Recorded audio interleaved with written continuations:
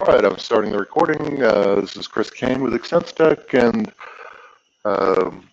we're here for the October FileMaker Pro Users Group with Steve Willis presenting about object-oriented programming theory and practice with FileMaker's API for PHP. Attendance is slim. It's just me and Steve today, but we're going to run through this piece of presentation and then decide later whether we want to give it again or just allow people to watch it on the website. So Steve, without further ado, since we've been chatting endlessly before we started recording, tell us about it. Take it from here. Okay. Hi, everyone. Basically, what we're going to do is we're going to go through some basics of object-oriented programming theory and then how they apply to FileMaker's API for PHP. Basically, I've come up with a way to implement FileMaker's API for PHP without in such a way that it my code doesn't know the difference between FileMaker and MySQL when it's dealing with the database. So I thought that maybe that would be of interest to people. So anyway, here we go. First, there we go. There we go. So quickly, I want to just do a quick overview of what arrays are in PHP. Everybody knows what an array is. So I'm not going to go into that, but arrays are really powerful in PHP, and they're the fundamental data structure that PHP uses.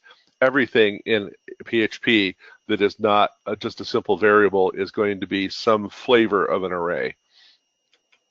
They're always one-dimensional, so it possesses a key and a value. So the key is what's between the square brackets, and the value is the actual value that that cell contains. And the keys can be either numeric or textual. PHP is a very loosely typed language, and so you can set something as a number and use it as a text or vice versa, and it automatically, within reason, will typecast the contents of a variable or a constant to be whatever you need it to be. You can force it to do something, but to read a particular value a certain way, but it will generally pick the right one. Numeric keys are natively zero-based, like all C-based languages. PHP uses C syntax, so if you're going to use numeric keys, always remember there's a zero cell. Multidimensional arrays are created by defining arrays within an array. So you have array cell 1 has an array in it, array cell 2 has another array in it, and so on to get two-dimensional arrays and three-dimensional and so on and so forth. I've never really needed to do more than a two-dimensional array, but you can do as many as you have the capability of conceiving in your mind. I'll put it that way. And PHP is very powerful in its array processing. It has a whole bunch of predefined functions and statements used to process arrays, to sort them, parse them, manipulate them, and so on and so forth. So arrays are really powerful within PHP. And affecting object-oriented programming, object-oriented objects are represented as arrays in PHP. An object is simply a specialized kind of array, and more than one object is an array of objects. So you know, if you have a grasp of arrays in PHP, then you're going to be fine with object-oriented programming. Here's some example code of 3 array declarations, or not array declarations, but assignments of values, and all of them do exactly the same thing in terms of how the code looks at them. One thing you have to remember, though, when you're dealing with the API for FileMaker Pro is that sometimes it doesn't like numbers. It wants things given to it as strings. And so you have to be careful with that. I've run across a couple of bugs in the FileMaker API where it wouldn't function properly unless I gave it a string. And in order to make that a string, do you just put the quotes around it? So like the Precisely. option there? Yeah. Oh, okay. Yeah. And even though everything else in the world besides FileMaker Pro API for PHP knows that all these are the same thing, FileMaker's API does not. Ah, we're special. Yes, we're special. Arrays can also be associative. So here we have the key for name, and then we have a value, and we have the key for color, and we have a value, and we have a key for type.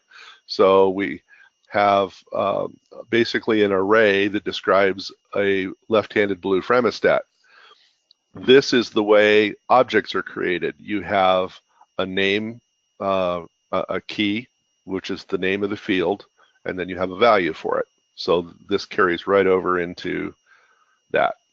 One particularly powerful loop construct that you have in PHP that's unique to PHP as far as I know is the for each loop.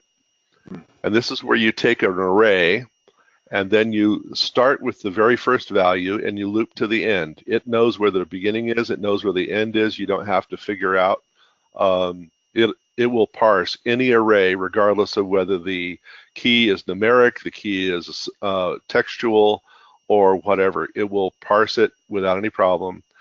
You can parse it just as array as value, or in this case, the slightly more complicated version, which is it parses as key and value.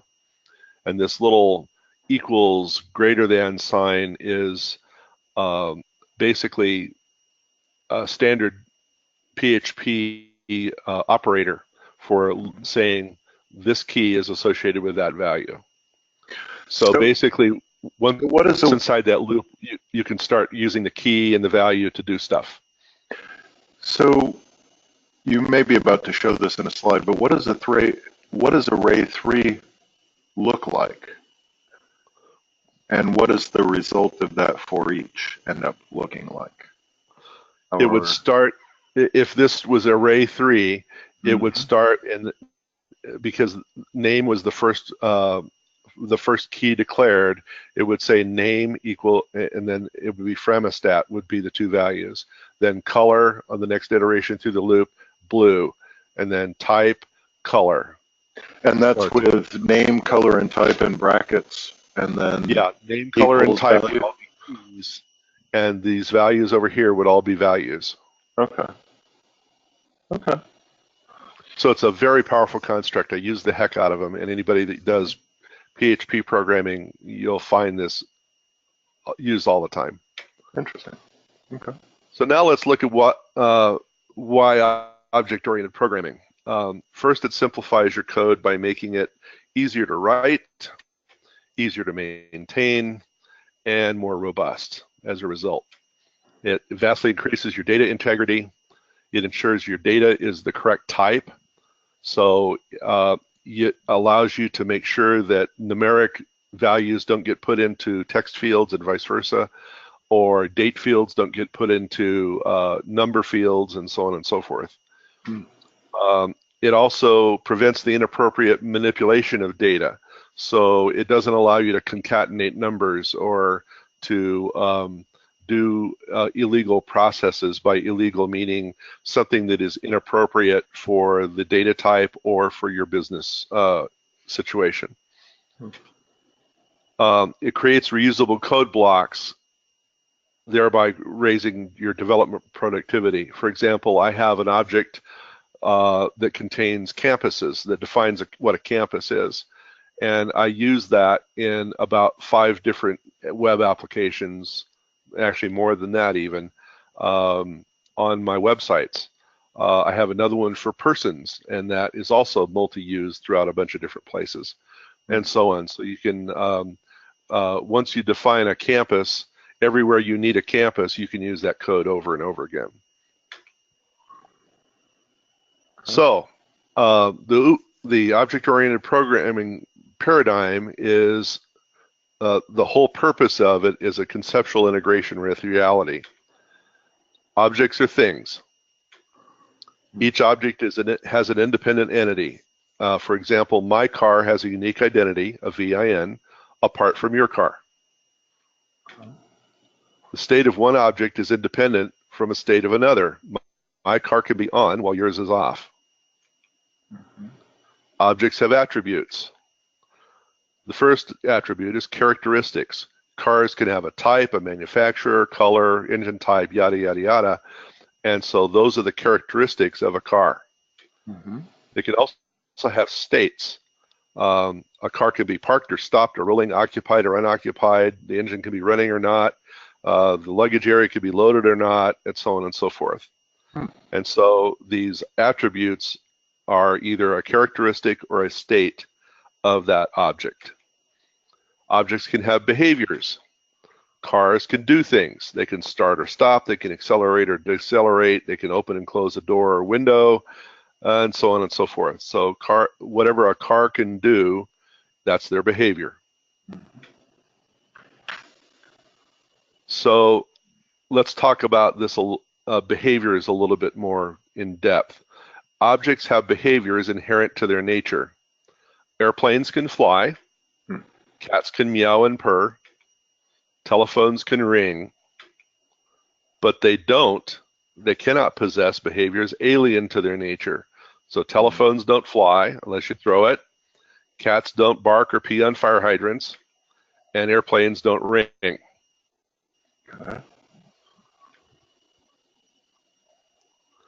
Programming objects are not always physical items. A bank account can be an object. It has a unique identity. It has attributes, an account number, owner, balance, type, et cetera, where the bank where it exists, its open and closed state, et cetera. It has behaviors. You can open or close one. You can deposit or withdraw. You can view the balance. You can enable or disable online banking access. You can do whatever is appropriate for a bank account as a behavior. Programming objects are not always visible items. Events, timers, arrays, paginations of lists are all possible objects. Okay. The four pillars of object-oriented programming are first, abstraction, encapsulation, inheritance, and polymorphism. And we're going to deal with each of these in turn. Okay. Start with abstraction.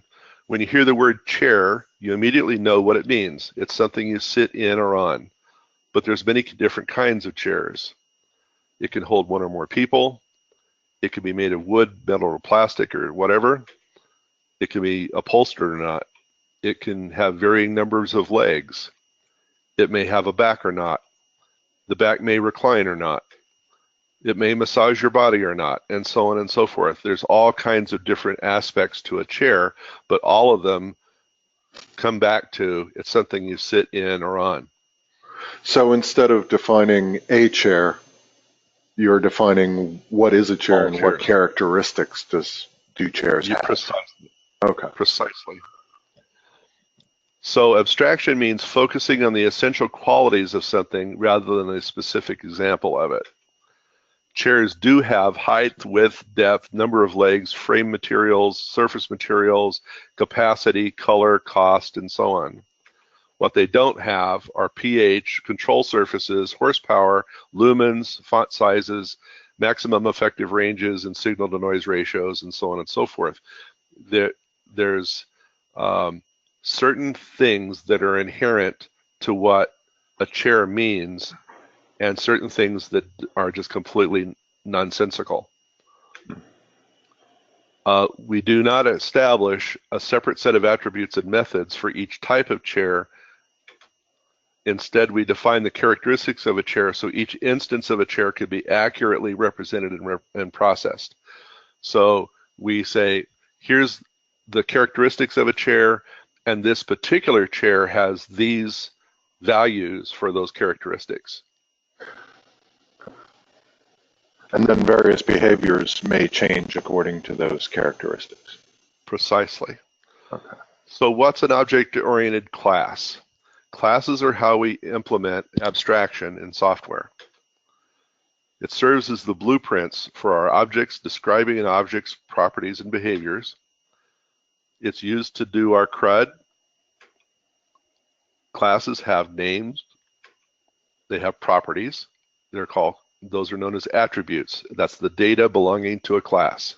Mm-hmm. So that's the characteristics and states of that class.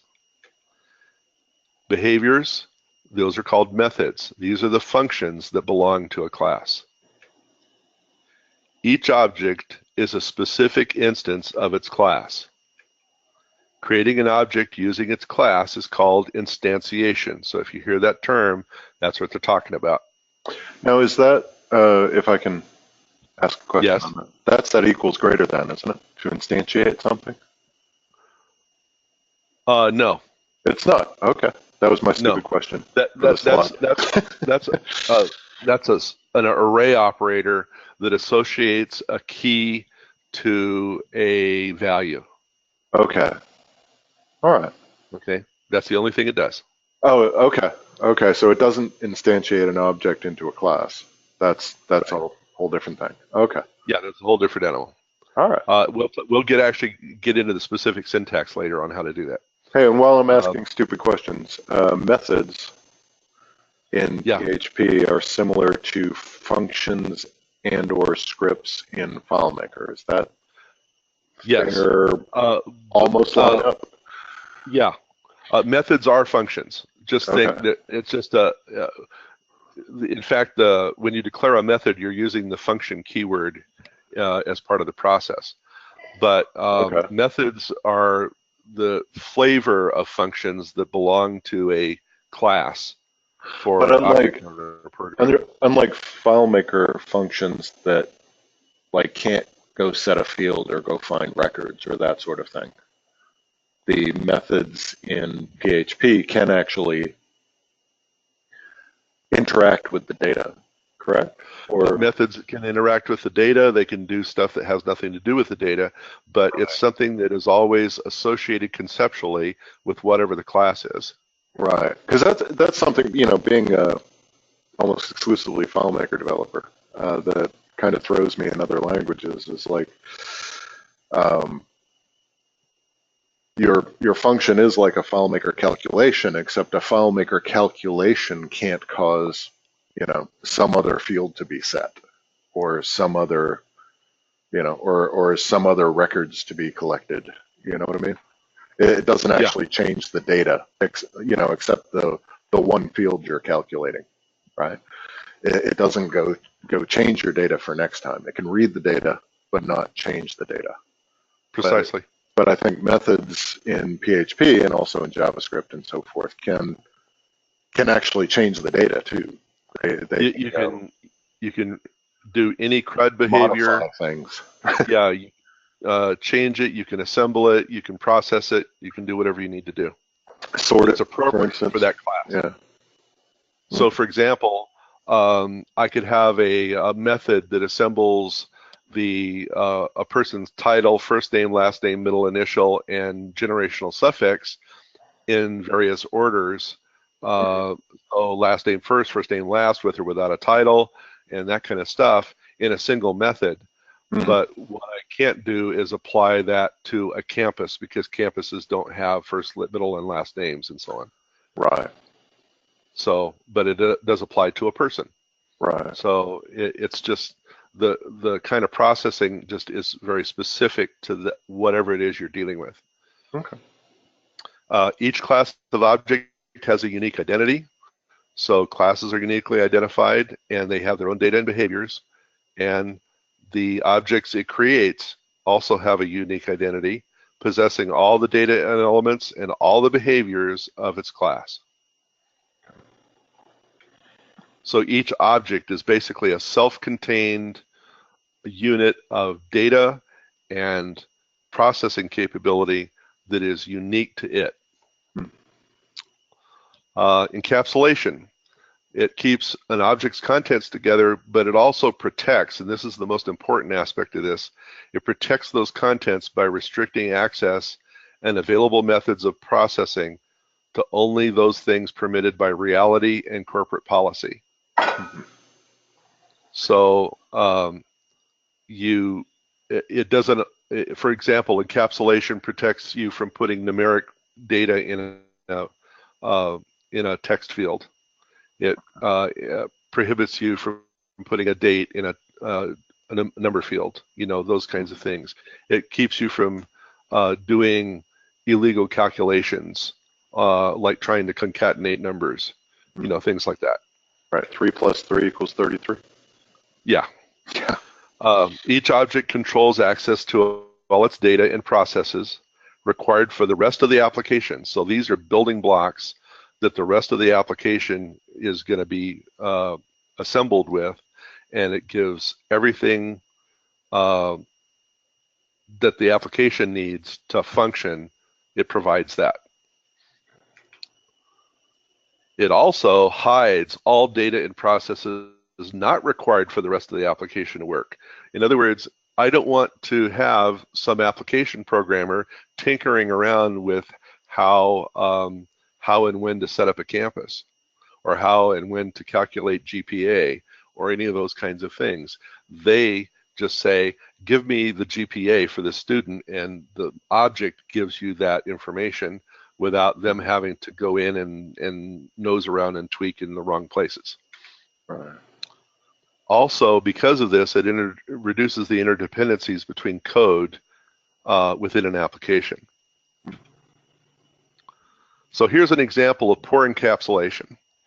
We have a class declaration, this is all PHP standard syntax. And public is a visibility modifier. It's a keyword that denotes visibility. And basically what we've said here is this class has 2 attributes, and they're visible to every line of code in the entire application, and they can be manipulated by any line of code elsewhere in the application without let or hindrance. So in this situation, I could, let's say that attribute number 1 is a number. I could assign a text value to it. There's nothing to keep me from doing it. Here's good encapsulation. The attribute itself, the value of the data, the data variable, is protected from outside interaction. The only things that are public are the methods that I provide to the outside code to address those. So in this case, I have a function that says, get me attribute number 1, and it returns this attribute. This is a keyword in PHP that says this object, the current object, whatever the current object is, this is the current object. So find the attribute number 1 of this instance of this object and return it. Now I can add extra code in here. I can process that code. Like my earlier example, I could have it return multiple attributes, like the example I gave of the first name, last name, middle initial, title, and generational suffix. You can assemble those in whatever order, and then as a pass parameter here in the get attribute, you can say last name first or first name last, and this method will automatically assemble them according to however you want, according to the parameter, the argument that's been passed to it. This is just the simplest version of these items. Same thing with set attributes. This says take this value and then set this attribute to this value. But if I want to do any validations, computations, I can pass multiple values. Let's say I wanted to set all the name information at one shot. So I could do set name and then have title, first name, last name, middle initial, generational suffix as arguments, and then assign this title, this first name, this middle initial, and then have the values assigned to them and do it all at one shot. It's a personal preference thing as to how you process this kind of stuff.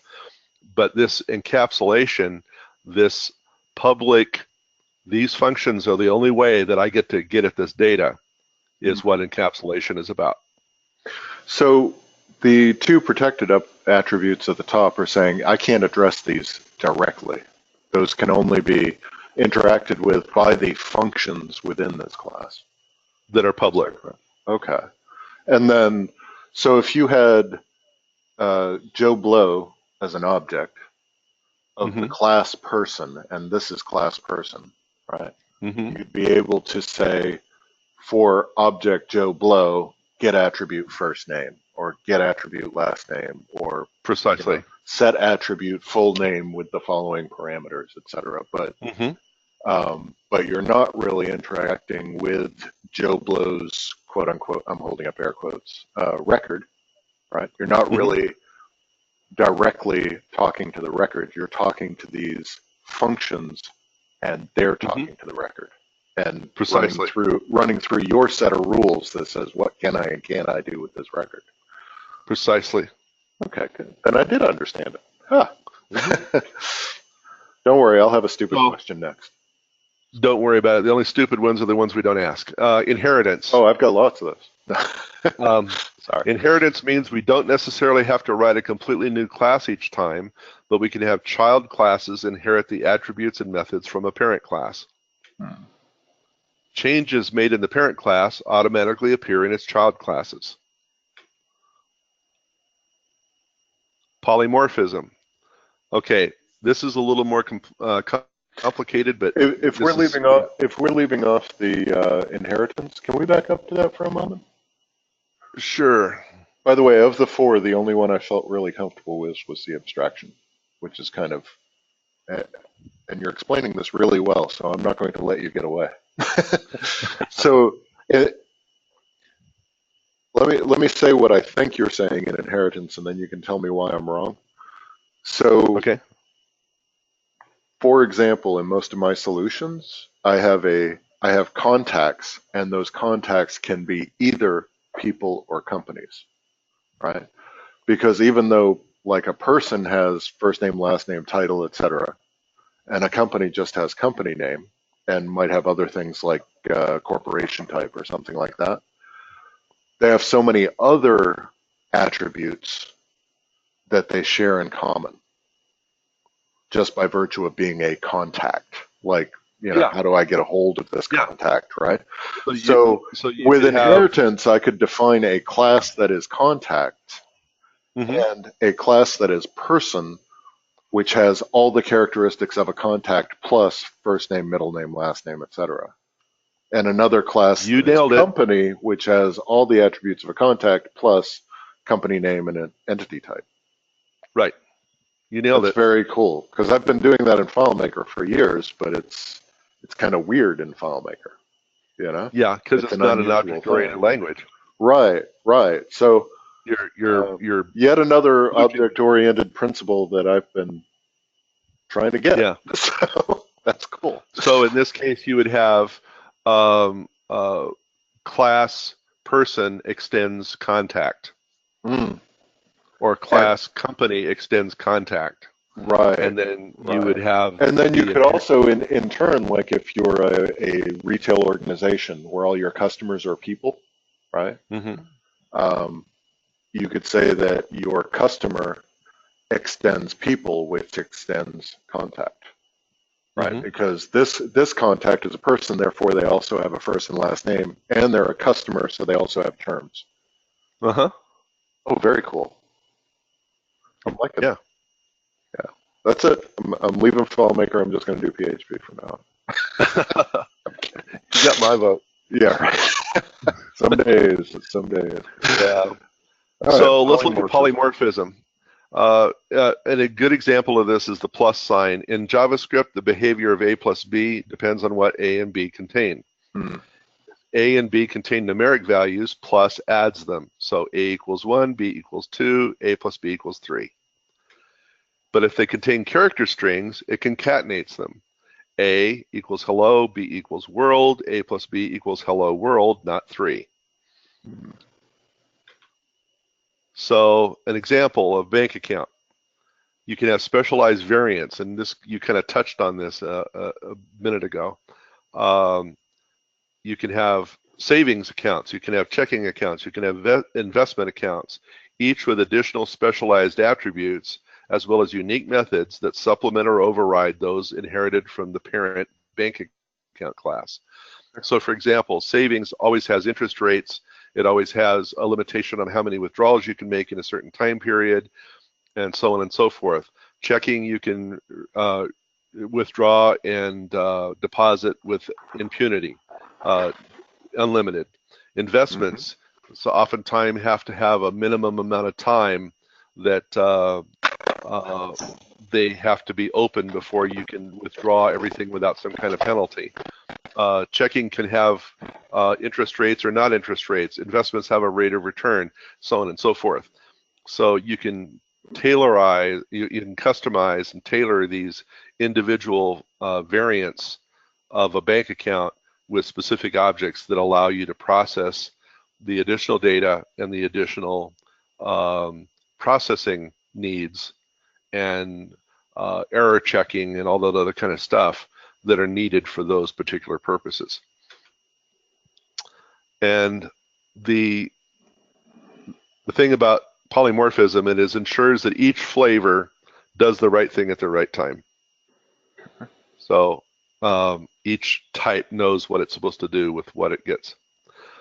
Within my environment, and generally speaking, you have 4 basic class types. We have a database class. We have a generic table class. We have a specific table class. And we have non-database classes.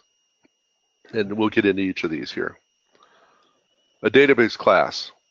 It defines how to open and close a database, select which database to use, execute basic queries, and perform other low-level database tasks. So this is where you do your database primitives, so to speak, in PHP. So your CRUD stuff, huh? No, CRUD's later. CRUD's later. This is, sorry. Yeah, this is how these are the tools that the CRUD uses to do what it needs to do. Oh, okay. So this is pre-CRUD. This is just I'm getting connected to the blasted thing. I'm getting connected, and this is how you do. You know, this is a database, see the pretty database kind of stuff. In MySQL, this is handled by custom PHP code, which performs the primitives. With FileMaker Pro, it's handled by the FileMaker Pro API. A generic table class is where we define CRUD. There we go.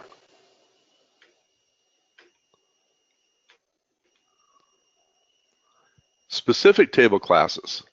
These are identified with a specific table within either MySQL or FileMaker.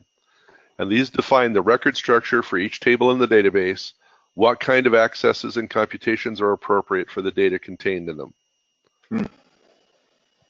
Each class inherits the attributes and methods found in its respective generic table class, the one we just looked at. So basically, let's say we had a persons table.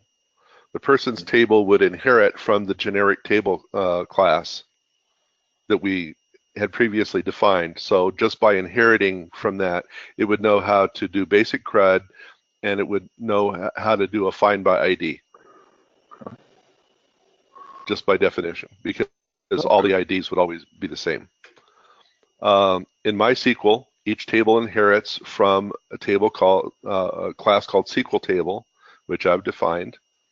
And in FileMaker Table or FileMaker Pro, each table inherits from FM table.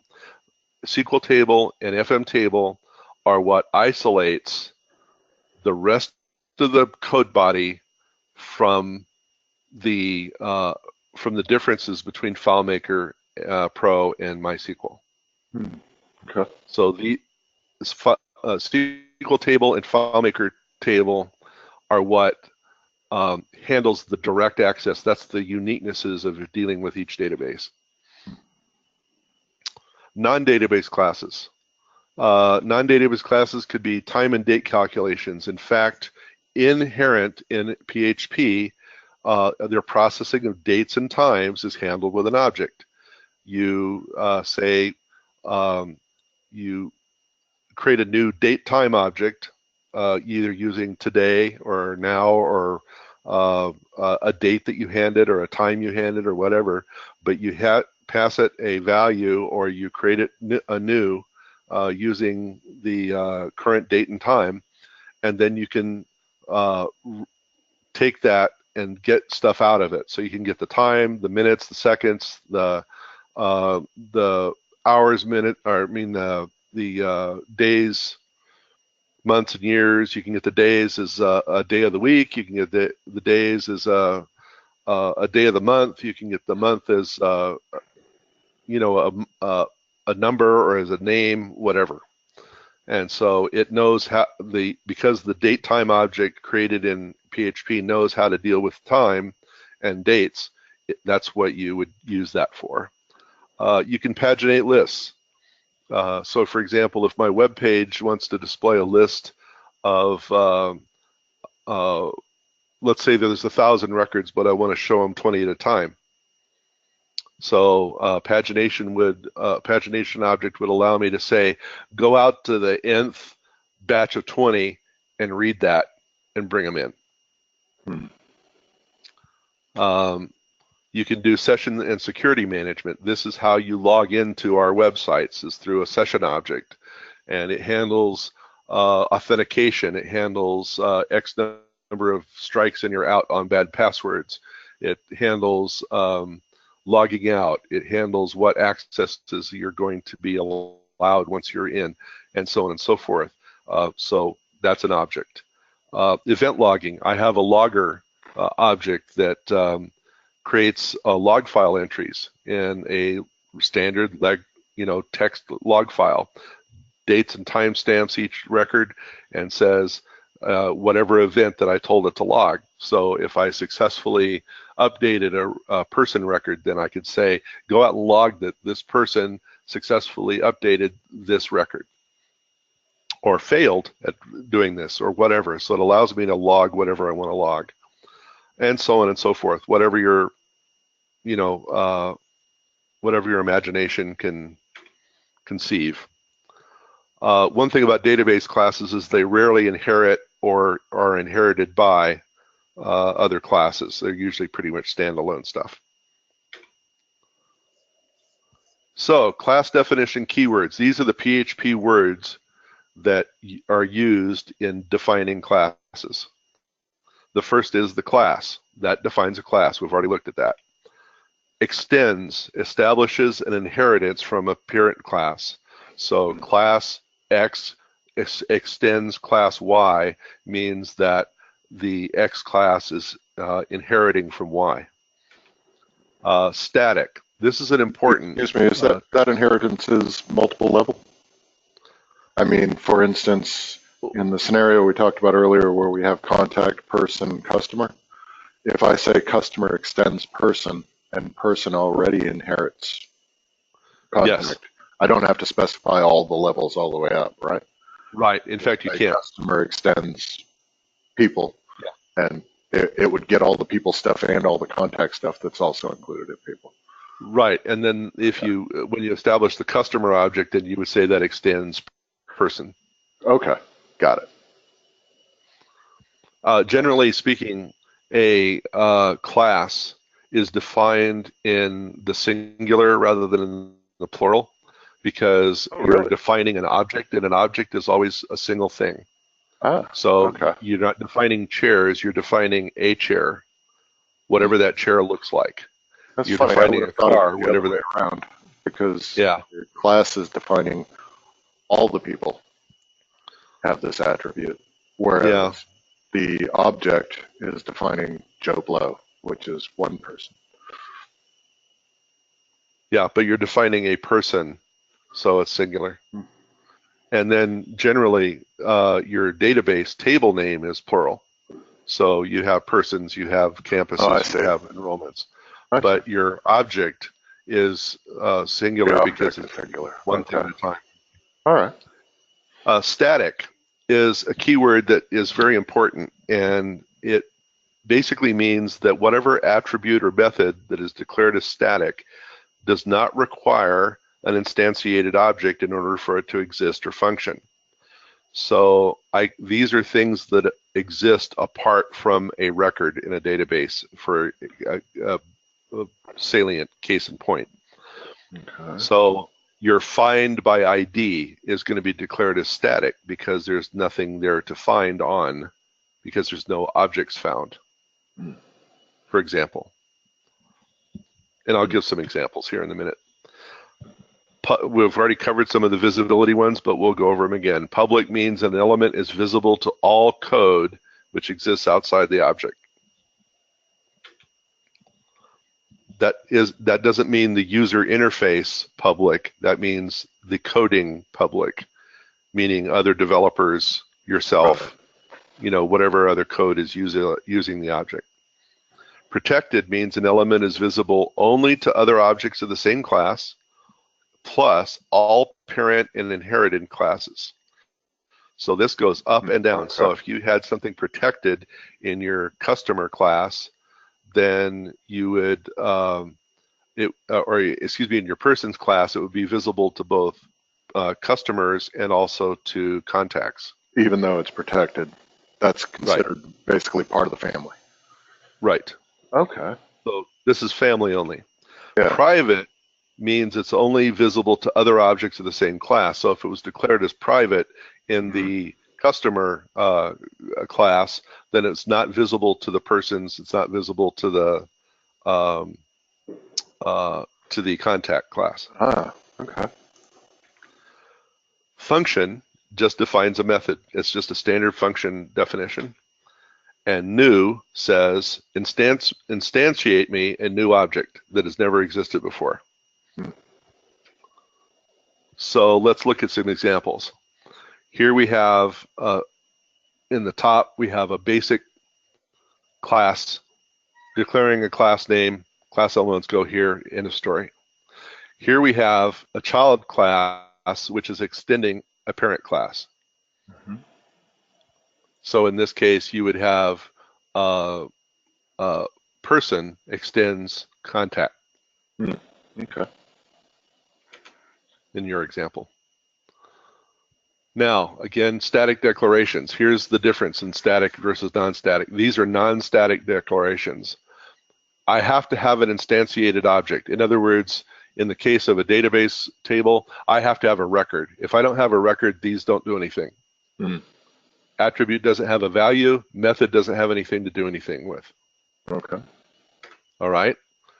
But if it's declared static, then that means this value in here and this function exist apart from the existence of even one record. So in other words, even though attribute name is blank, I mean, there isn't anything there, I can still function? Is that what it's saying? Or? You can. Static means I can put a value in here and I don't have to have a record to do it. Okay. Static here means I can run this function even though I don't have a record to run it on. Okay. Or in the case of PHP, even though the array is empty? Yeah. Okay. So what's happening here is your find methods for finding something in a database are always static methods because it doesn't have a record to deal with. Right. It hasn't found anything yet. Right. So it needs to have something to give it a place of existence that allows it to do its deed without the existence of records, and that's what static does. Okay. So again, quick review of visibility. Public, this method is visible to everybody, all code blocks anywhere. Protected, only to its own class and all parent and child classes. Private, visible only to objects of its own class. So let's look at instantiation. So here is a basic instantiation. I have a new object that's never existed before, and I'm going to tell it new, and then I give it the class name. And so it's going to, the net result of this is that all the attributes and methods of class name are going to be put into this new object that is completely empty. So if I'm going to create a new record, I'm going to load all the values from the web form into this new object after I've created it here. Okay. Follow me? Yes. Okay, now there's also a way to create a function in FileMaker, not FileMaker, excuse me, in PHP, that when you create a new object, it will run this function and do certain tasks. You can pass that function parameters. So in the case of authentication or an account, I can say, give me a new account, and then give it the username and password that they had just entered on their entered on their form. Well, when it does that, it's going to hash this password and do all the proper encryption it's going to need to do, and so on and so forth. But that's all under the hood. All you did was you said create a new account, and here's the username and the password. Mm-hmm. And then when that account has been created with all those values that you've passed it, then it puts it back in that new object, and then you can do other things with it from there. Now, is that where you say new class name, username, password, is that a function within the class that you're running? There is a special function call called construct, Mm. and it's underscore construct, all lowercase, and then you put parentheses. In the parentheses, you put your arguments, and then you open your curly braces and close them. And inside that function, you can do whatever processing you want, and all that processing takes place immediately when you create a new object of that class. So you could, if you don't mind, I'd like to drill down on that for a moment. So, like, Okay. if the class name we're talking about is person, right? Sticking to the same example, within the person class, you can have a construct that says, I will accept any of the following: first name, last name, middle initial, title, etc. Right? And if they're left off, I'll ask the user to fill them in, or something like that. No. If you put them in, they're required. They can't be left blank, or well, they're only as required as what you process them in that construct. okay. They're only as required as the construct makes them required. Right. In other words, if you put code in there and says, these don't have a value, sorry, bang, you're done. Right. And then others, you could say, if it's not blank, use what I was passed. If it is blank, put in this default. Or yeah, you can use defaults. You can read information. For example, one thing that I used to use on a regular basis that is not applicable in FileMaker, but is applicable in MySQL, is when I create a new object, I would set the created by and the created on values for those fields when the thing was created. Right. So I would say new class name, and then I would put the username in there without just the username by itself. And then when it created the new object, it would automatically say, put the username in the created by field, and then go read the system clock and put the timestamp into the created on field. And so those were already set, and I don't have to fool with them later by updating them. And so on. So you can do all kinds of other processing that way. I'm just especially interested in parameters and defaults. Coming from my angle, that's something we do with our XScript with the complicated parameters, or complex, not complicated, right? But like, for instance, our print routine has something like 20 different potential parameters, right? But pretty much every single one has a default. Like, if you don't pass an orientation, we're going to assume portrait. If you don't indicate whether you want to preview or not, then we are going to preview because you didn't tell us otherwise. You know what I mean? So this seems like, maybe it's not the main purpose of this, but it seems like where I would interject that very useful concept, right? To Well, be able to there's say, other ways to yes, go ahead. there's other ways to do that. One of the things you can do is when you declare an attribute, you can establish a default value. Okay. And so, for example, you could say orientation equals portrait. So whenever you have a new object created of that type, it's going to fill in the blanks on certain fields with default values. All So right. you can do that. A construct is more powerful than that. Okay. Construct allows you to do all kinds of sophisticated processing as much as you want, because um, basically it's only limited by what you can conceive of doing, and only Mm-hmm. limited by however many arguments you send it, and where you're getting the data from, and all those kind of things.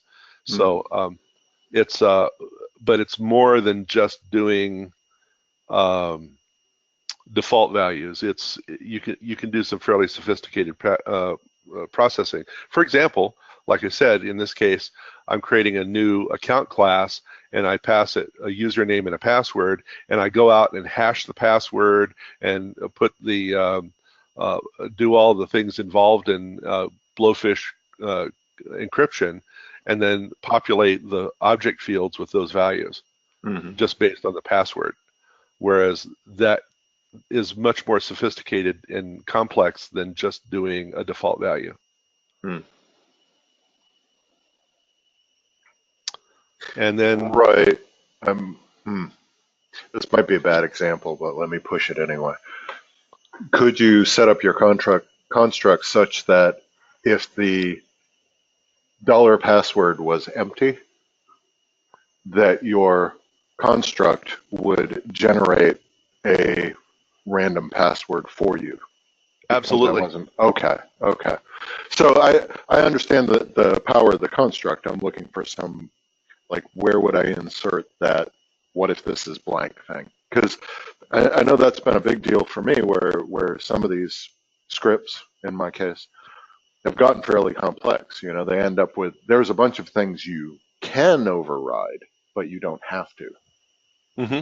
You know, that that's what makes even something as simple as this, as a print script, manageable. Because if I had to remember every time I print orientation, preview, whether to PDF it, whether to attach it, what to attach it to, all those things, where I I don't necessarily need it every time.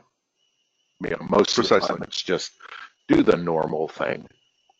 You know? And you could even get even wilder with it, because you could have a preference object, um, Yeah. and that inherits from that stores the preferences in a database table, and so it goes out and pulls the personal defaults for that person. Right. Right. And again, I've chased this concept in FileMaker. I do have actually personal preferences and system-wide preferences. So if you pass something to a script, it takes that. If you don't pass it, it says, well, does the user have a preference? And then if the user doesn't have a preference, does the system have a preference? You know, it kind Sure. of works its way up. But it sounds like it would be in here, even though it's a relatively small part of what the construct does. Hmm. Okay. It's Jason. Hi, Jason. So, and the last example we have here is a new object where we're actually going to go out and find a record, or find more than one record. An object variable can contain one or more objects. It's either one object or an array of objects. In Okay. this case, this denotes the two colons here together, Mm-hmm. denotes a static method. All right, thanks. Bye. Background. It's okay. It's calling a static method, the static find method, and it's going to pass it a value. Go find me the record that has an ID of this value, or whatever you're going to do, whatever you're going to find by last name, etc. And then use So that to create a new class name, no, a new object. new object. Yes, I'm sorry. The new object. Yes, you're right. Yes.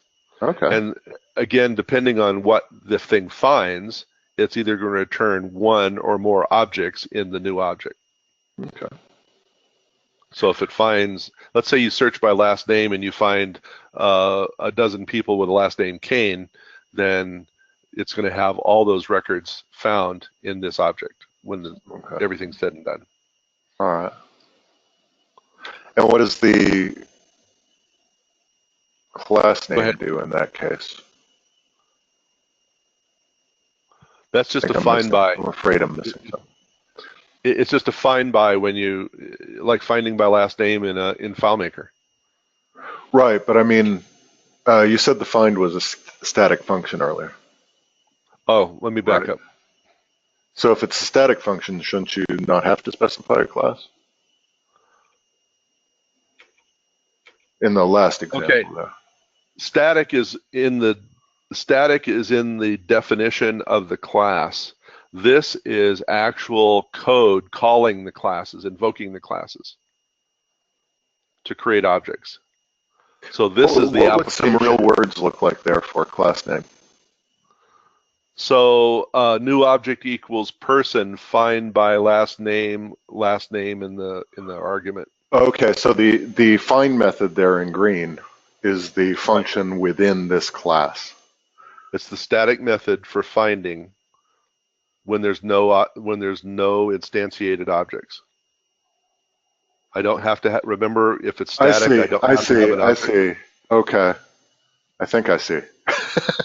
I'm sorry to be dense. Okay. No, it's so an important concept to grasp.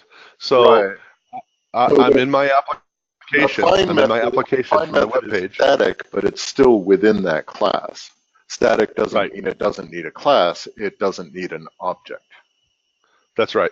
Okay, that's where I got confused. I was thinking static meant I didn't need a class. It means I don't need an object. Static means you don't need an object. All right. But it's within that class. Hey, we should probably pause for a moment and say hi to Jason Bork, who has joined us. So. Hi, Jason.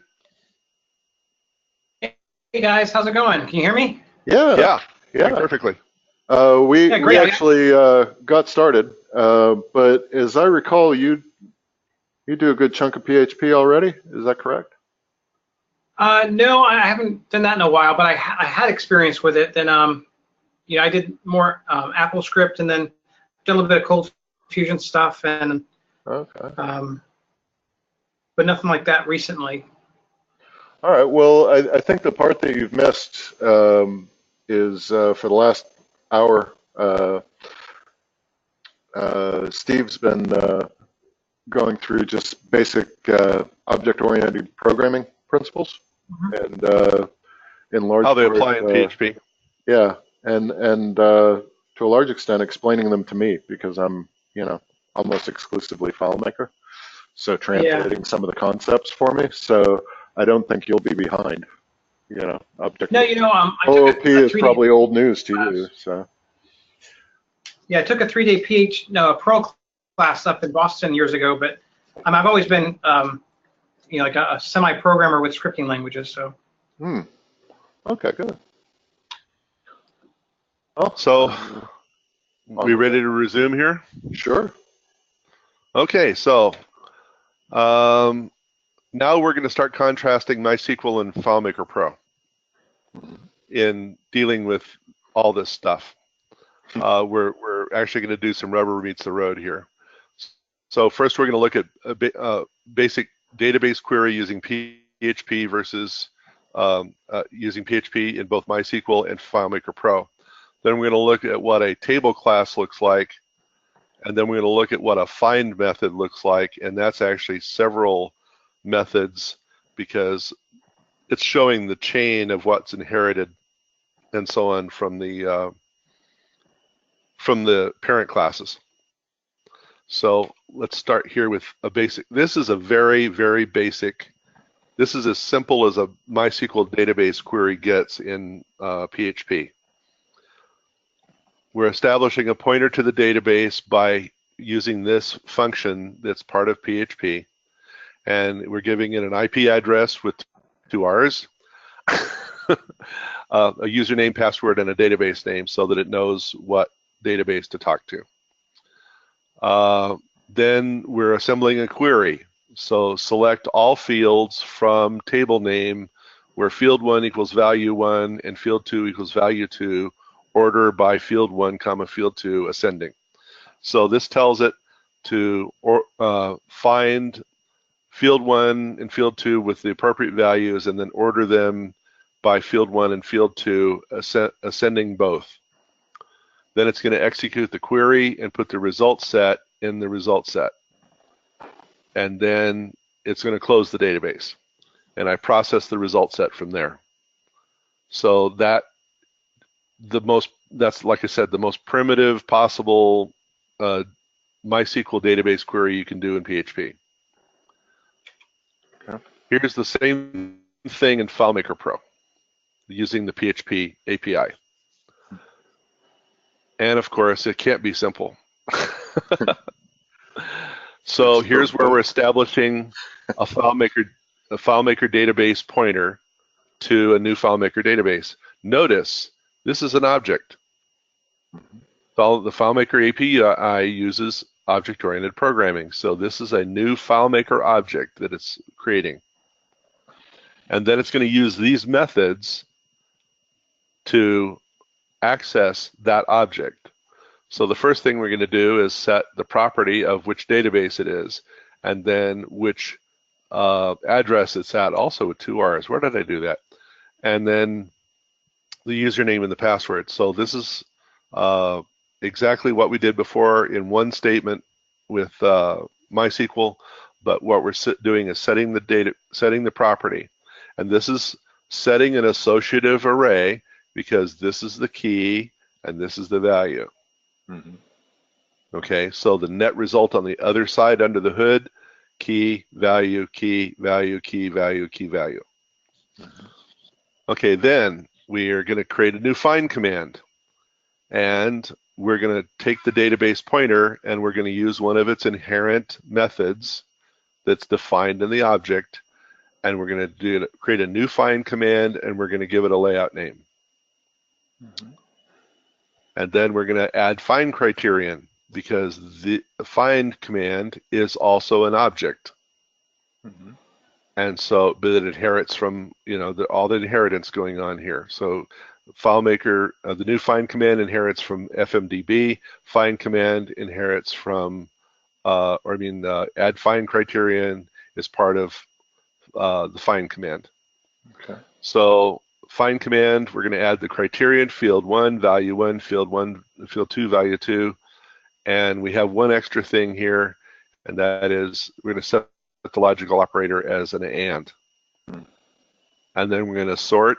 Again, this is another method associated with the find command. We're going to add a sort rule, zero-based array here. Field 1, sort ascend. Field 2, sort ascend. And then the find command has an inherent method called execute, and it executes the find and produces the result in the result set. That's how FileMaker uses object-oriented programming to do its interface with FileMaker through PHP. So let's look what a table class looks like.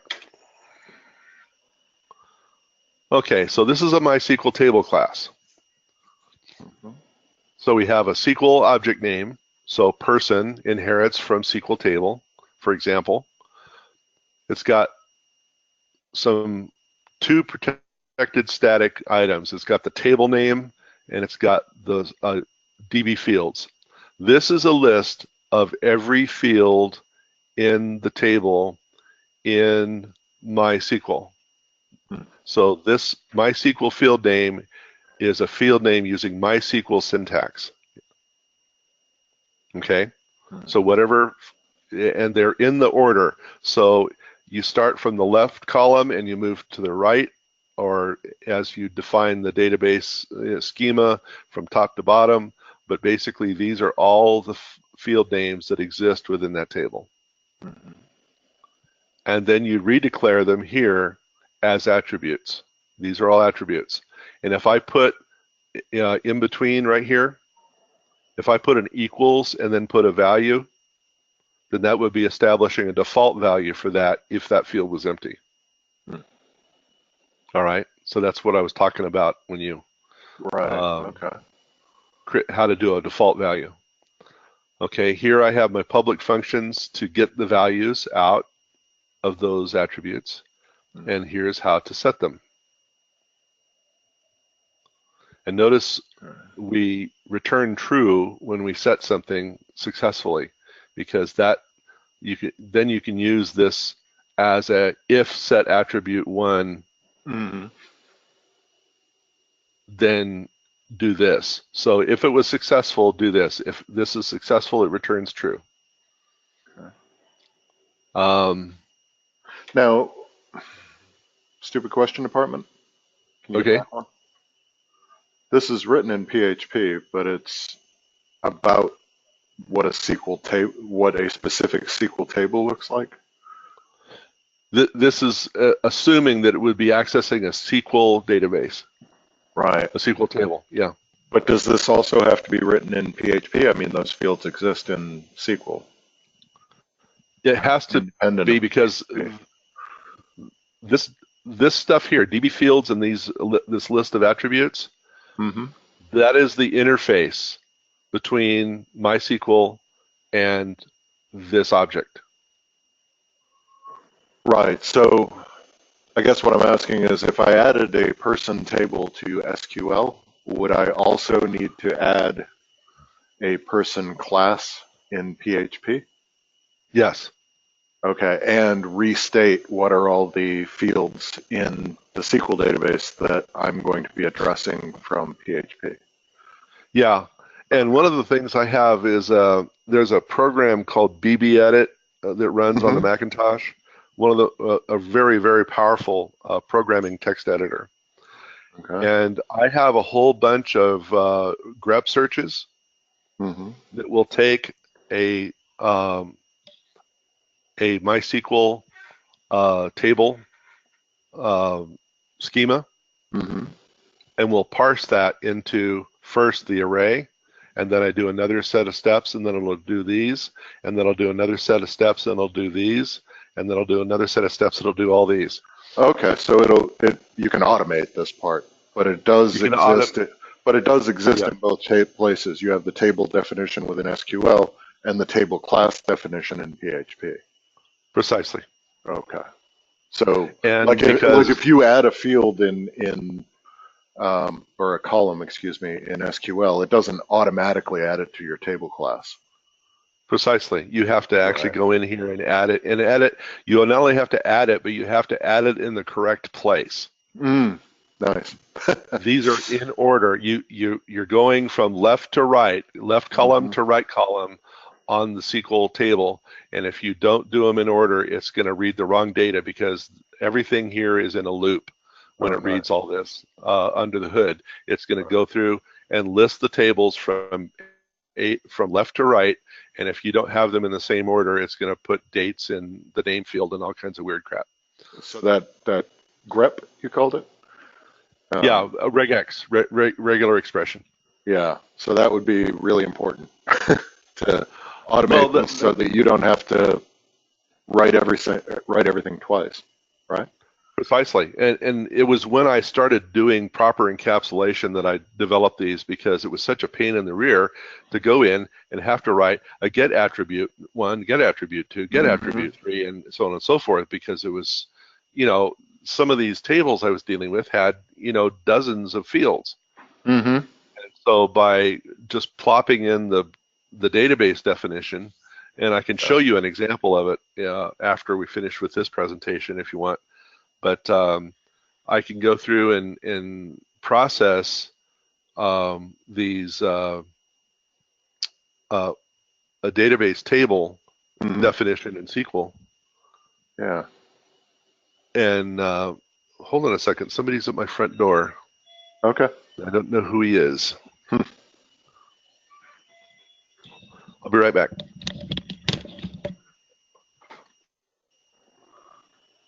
I'm going to take 30 seconds while we've got an opportunity. I'm just going to mute.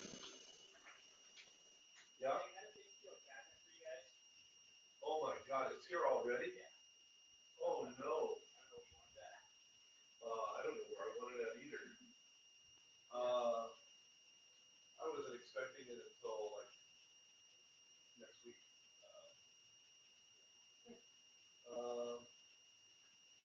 Go ahead and, okay. Is it in a box? It's like saran wrap, so I just don't want to bend it. Okay, yeah, go ahead and bring it on in.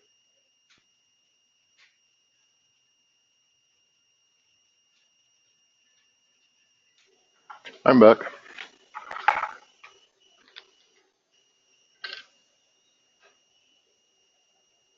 Hey, Chris. Hey, so what have you been up to? I did a fun little project last night to where I'm able to get to our phone systems to do rep reporting on their calls in and out of the building. Hmm. But it comes in as an email and a bunch of HTML files. Right. So I wrote a little script to automatically download it as an incoming rule. And then a second Apple script would unpack the zip file, go through the 30 or so HTML files, and pulling out the data, putting it into a text file. Then my next step is to get FileMaker to import it and then process it on the back end. So Oh, that was cool. kind of fun. Neat. Sorry for the interruption, but Staples decided to overachieve and deliver my new office supply cabinet like 5 days early. Nice. So All right. anyway, but by automating all the process, I can, do all the translation of this stuff without any problem. Hmm. It takes me to create a new table in a new object to go with it. Mm-hmm. Hold on, here they come with the thing. I'll be right back. Yeah, it's crazy. Like, when you're integrating with systems, Chris, it's like you never know what you're going to get. So after, going through almost like one of those old machines where it was all like command line type of stuff, they finally showed me one phone system that could actually do exports, but it was an export to an email, and it would only show. It was like basically a little mini website they send you. They send you a home page, and they send you the browsing pages, like page 1, 2, 3, 4, 5 to 30. Oh, wow. And that's I've been downloading like the last 2 months of data every night at 1 a.m. And that way I'll just replace what's in the FileMaker table and push in the new stuff. Oh, cool.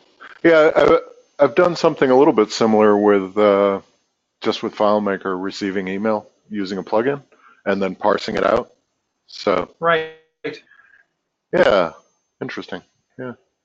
You end up going with the tools, but I was thinking about that. I was like, is there a way for me to import the 32 HTML files and then process it? I'm like, well, what would be more easy? And then the email plugin would be a good idea too. Oh, I'm not sure if it's better or worse. It's just what I've done in the past. I think most often when somebody has a website that just has they fill out the form and it sends an email. So receive the email all into one field and then parse it using FileMaker commands. But yeah, Hey, it's one of those things with FileMaker. I love when people ask, well, you're going to need to import it. What format do you need it in? And I go, I don't know. What do you got? We can read pretty much anything sooner or later. So as long as you can get it out of the old system, we can get it into FileMaker. So I'm sorry, what were you saying? Have you had any issues? Have you had any issues connecting to SQL servers where when you join the tables and you do a search that way, it just doesn't work because the indexing isn't turned on the SQL Server box? I personally have not. Actually, Steve's probably a good one to ask. Steve interacts with between FileMaker and SQL pretty constantly, where I don't run into it that much, to be honest. So yeah, that'd be a good question for him. Yeah, I usually have FileMaker tables on the back end. It's very unusual for me to be querying a SQL database, and if I am, it's a pretty narrow scope. So yeah, it's my attempt to try to get the live data in my CRM that I built. It's easy to show, like, data itself, like relating from my local tables. But to Mm-hmm. do a find or on a cross relationship, it just nothing happens. I mean, Right. it doesn't matter what, you know. Yeah. Um, No, I don't know. hmm. I don't know. Like I said, that's probably something Steve can answer for you. Yeah, and sometimes it's like, well, do I ask my IT guys first because it just opens a can of worms, and they're like, why do you need this and why do you need that? Yeah, I know that All feeling. right. Yeah, luckily, the few times, usually I'm dealing with smaller companies that have FileMaker as their backend. And Oh when yeah. we do interact with SQL, it's usually so limited that, you know, we're having the IT department set up a table just for us. You know, we've had that Right. happen. Um, we have a lab up in Gainesville as a client, and they have this pretty robust website separately. And what we determined was they gave us a brand new table in SQL, basically a flat table that we could populate nightly, and then they turn around and unpack it. You know, so it's kind of a Oh, neutral, kind of a DMZ in between the two. You know, right. we put the latest data in that table and they take care of it, so we don't end up doing a bunch of joins and finds and all that stuff. You know, we just sort of You know, go. they'd rather spin up another instance of the SQL table and then do one of those exchange synchronizations. They say that'd probably be a better way to do something like that, as opposed to just going on and turning on some of the indexing that's just not generally, I guess because my SQL Server does it automatically, but for Mhm. us to see it outside on certain reporting tools like Crystal and whatnot, Mhm. it's good to turn on the indexing. Yeah. Yeah, that can of worms idea though sounds familiar. You know, you start getting in, and Mhm. everything in SQL seems to be, you know, oh, we only allow 9 characters in this column. Like, Right. you know, Hey, you know, another fun thing I did. for me coming from FileMaker, I'm like, you guys are stingy. You know, like, come on, really? I've got a 10th character. Right. Do we need an act of Congress? You know, because everything's Mhm. on that front at least so much easier in FileMaker. You know, where just column is a column. You know. I don't Hello? have to be so strict about it. Anyway, hey, and we're back. I So, am so sorry for that interruption. That was so amazingly unexpected. right. I was not expecting overnight delivery almost. Lest we forget, Jason was asking a question about just a general question, I think, about when interacting with SQL from FileMaker, whether I had experienced difficulties with like searching across joins and things like that, where the SQL columns weren't indexed. Did I phrase that right, Jason? Is that the question you were Yeah, asking? I told him I know from what little nothing and he should I ask did, you. So, Well, what yeah, I from what research I did, go yeah, ahead. it says there wasn't the indexing set up on the server, and I don't know for sure because I haven't asked my IT yet. But I wanted to, my problem is I can't do searches on join tables that's on a SQL database. So you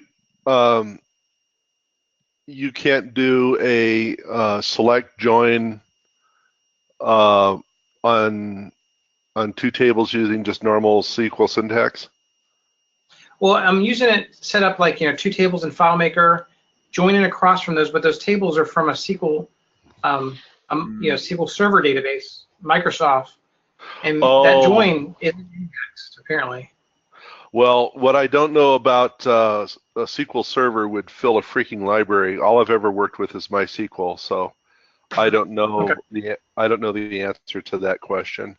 I would think that all the fields you're joining on would have to be indexed for the query to work, though, because it's yeah, I don't see how you could successfully do a join without indexing, having pre-indexed the tables or Right. the fields. Hmm. So, Okay. Well, I'll continue my search, but thank you. sorry, I couldn't be more help. Oh, no problem. Okay, so I want you to note this here because these two things are the only two things that are going to change when we switch to FileMaker. Hmm. Instead of a database name or table name, excuse me, we're going with a layout name Okay. because that's the paradigm that we're stuck with FileMaker. Mm-hmm. The second thing is that we have an associative array here instead of just a single indexed array. And the associative array is what links the FileMaker field name to these. So this relationship here is still one-to-one. Still has to be in the same order, everything else. But over here, I can put in a FileMaker field name that is completely illegal in PHP, completely illegal in MySQL, but it doesn't matter because it's a value, not an index. Can you switch back and forth between the previous one and the next one again? Yeah. Previous one and this one. So, okay, whereas this was just an ordered array, doing the columns left to right, in FileMaker you're doing an associative array of the fields that are on that layout? Yes. Okay. So the order doesn't really matter on the FMP table class. Precisely. Which is good because a FileMaker layout gives them to you in order of z-axis. Which you can't see the stinking z-axis anywhere. So, and plus, you have an additional bonus. I can put fields on that layout from linked tables. Right. Yep. So I could put, for example, if this was the person, I could put address, the address table link for that person, and have, PER underscore addresses : and then address 1, address 2, city, state, zip, country. And because they're on the same layout, they would work. So my understanding is that a layout here is more like a view in SQL than it is like a table in SQL. Yes.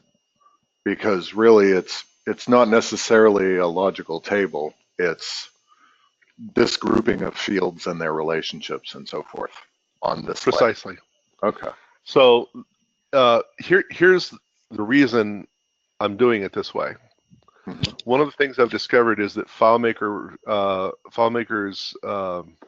API is deadly slow compared to, and here's why.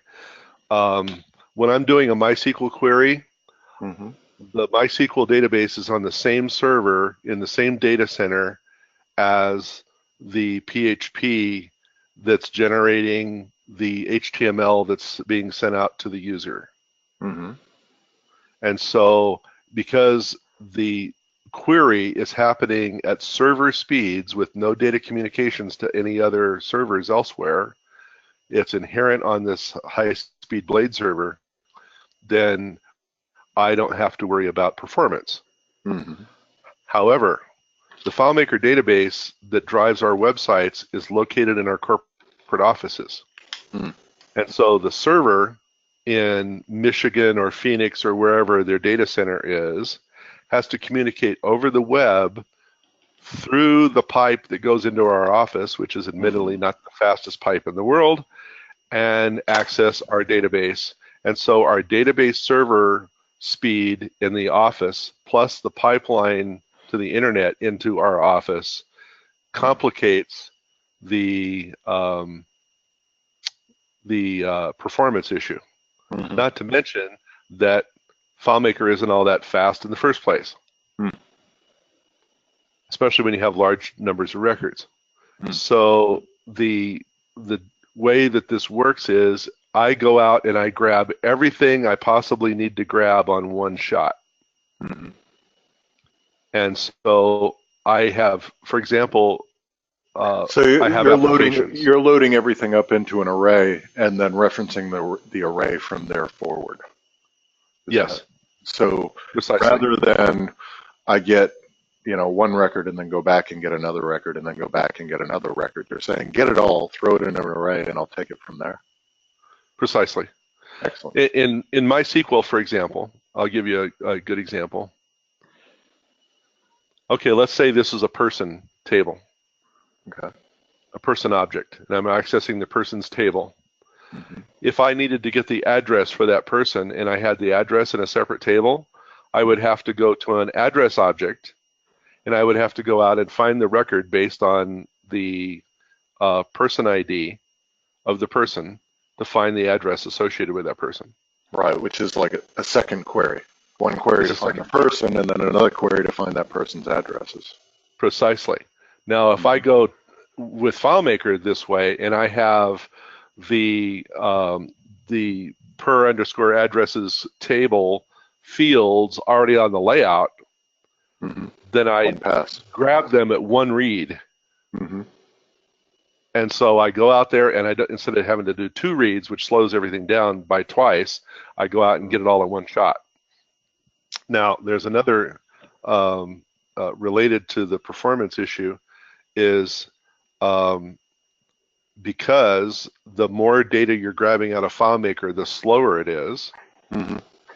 For doing my lists, I have a separate object for handling lists. So I have a person object and I have a person list. I have an application object and I have an application list. Mm-hmm. I have a calendar object and I have a calendar list. And the reason for that is the list objects are going to a different layout that has just the bare minimum necessary to produce my lists. Right. So the information that's on my lists of people or applications or calendars is just showing me the bare minimum necessary to populate that list and nothing more. Mm-hmm. And so all the things that go out and say, find all the people at this campus and put them in this list are stripped down to the bare minimum. Because in the list, for instance, you may not need the address. I don't need all that extra. I just need a first name, last name, and an ID. Just get it, and nothing else. Yeah, and a couple others, but you got the idea. Right. So this is where that proof of concept I was talking about earlier. That was the same problem I was trying. Well, I was trying to avoid having two layouts for that, right? Where I was writing something that would go to a simplified layout, run a script that goes and looks at the layout that has all the information, but only brings back the parts I need to get back to you see, so that way I could just have one layout and even use the one that the users are using in FileMaker, but only return first name, last name, ID. Yeah. Back to PHP, because that was one of the first things either I've worked in PHP or more often I'm trying to get a PHP guy to work with FileMaker. That's the first thing they say is I'm getting back way too much stuff. Mm-hmm. And I hate having to create, lots and lots of layouts. They just pile up. I have a whole set of layouts that's nothing but for PHP. Right. And the reason is that PHP layouts need to have a minimalist theme, mm-hmm. so that we're not complicating the data transfer with CSS data. Mm-hmm. It needs to be stripped down to the bare minimum. I don't need any user UI information. I don't need anything that's used for all my fancy workarounds on the screen, to make the UI work the way I want it to work. All I need is the facts, nothing but the facts. Mm-hmm. And go out, grab me this information, and get it now. And I don't care how many layouts it takes. Yeah. So it's just strictly a performance issue. I can't afford the performance hit to use user layouts for that kind of stuff. Yeah. Well, that's like I said, to belabor a point. The idea there is that PHP goes to a layout with only a global field on it, no CSS, no nothing. but then PHP tells FileMaker to run a script, and that FileMaker script goes to a layout that has CSS and everything, but it doesn't tell PHP about it. Oh, I see. Right. Well, Just in the end, it gathers up all that data, whatever it needs off the complicated layout, comes back and lands on that very, very simple layout with one global field, and that's what you read back into PHP. And what that allows you to do is even for your list, let's say it's first name, last name, ID, right? You could pass a parameter to FileMaker that says, go get me just the first name. Mm-hmm. So even with your list, you can say, I only want one column out of this. Don't waste time with the other two. Mm-hmm. So it allows you to strip it down on the fly. But that was an interesting discovery, is that when FileMaker runs a script and goes to these other layouts, that layout information and the fields on that layout don't get passed back to FileMaker unless you land on the layout. Okay. Yeah, so it seems like there's a workaround in there for that same performance thing you're talking about. But number one, without creating a layout for every use, and for another, letting you, even with an established layout, say, I want even less than that. I only want, even though this layout has 5 fields on it, I only want the one. Yeah. And FileMaker will only return the contents of the one. So, Well, this is I'm off topic, aren't I? I'm sorry. No, it's not a problem. The FileMaker is a Band-Aid for me. Yeah. This API is a Band-Aid. Eventually, we have a plan in place. We're going to divest ourselves of FileMaker completely. Mm-hmm. We're going to be going to strictly MySQL. Yeah. We'll be going back to MySQL on the database on the server, and using PHP to access it directly. And then we're going to be developing a Mac native Swift application that runs on top of that same database. Right, and because in your case, you're an entirely Mac house. So, well, I could write the Swift app. I could write the Swift app to run in Windows as well, because it's cross-platform. But Swift is cross-platform? I didn't think it was. Yeah, it's open source now. I have a Swift compiler for Windows and Linux and everything else. Oh, I didn't know that. Last I took a look at Swift, it was Mac only, I thought. Apple made it open source and opened it to the world, and the world has jumped all over it like white on rice. Nice. It's already on version 4, and it's only like 2 years old. Wow. Oh, that's awesome. I did not know that. Yeah.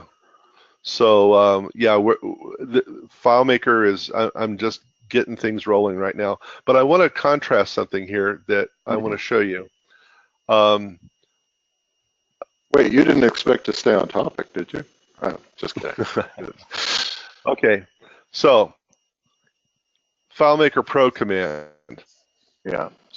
Notice, every place I want to do this, I specify a layout, I specify a field name on that layout.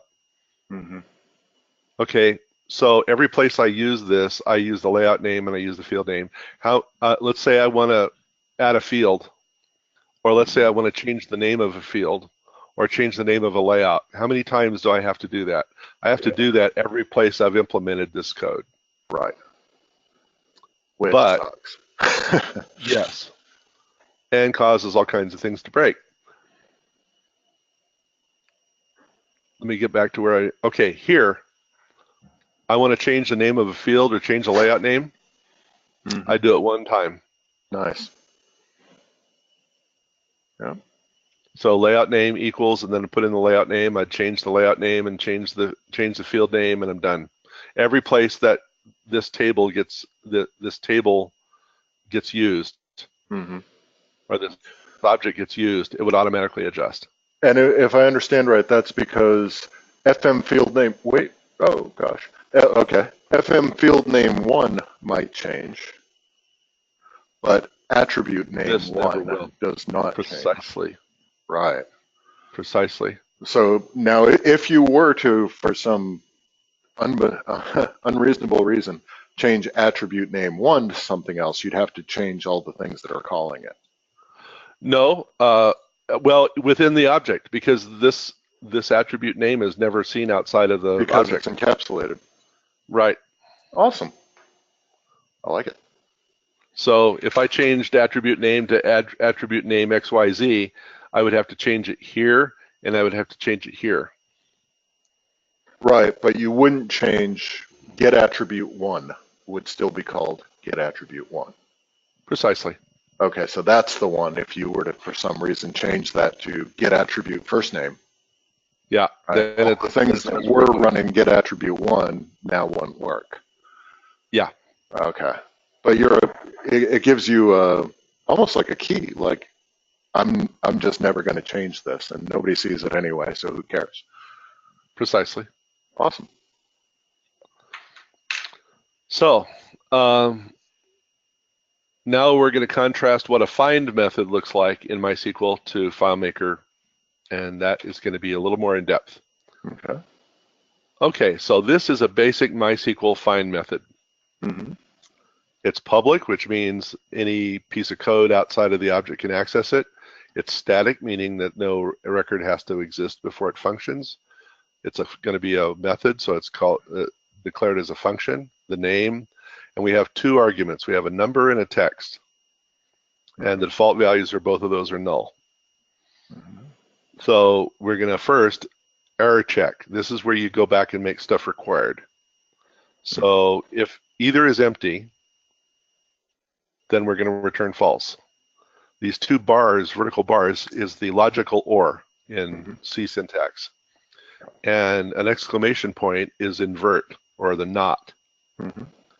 So if the number is not a number, is numeric is a standard PHP function. So if the number is not a number, return false. If the text is a number, then return false. Okay.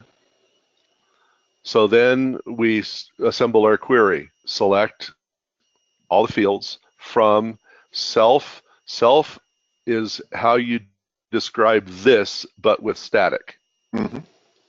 Okay, so static table name, remember?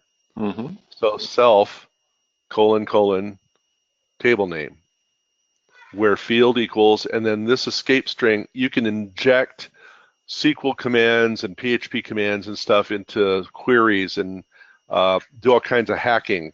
So this real escape string strips all that crap out so that hackers can't start futzing around with your database. So no injections, huh?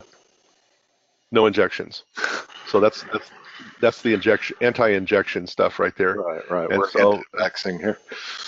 Yeah, and then process the number, and then because this is a text, we're going to wrap this in single quotes here on each end.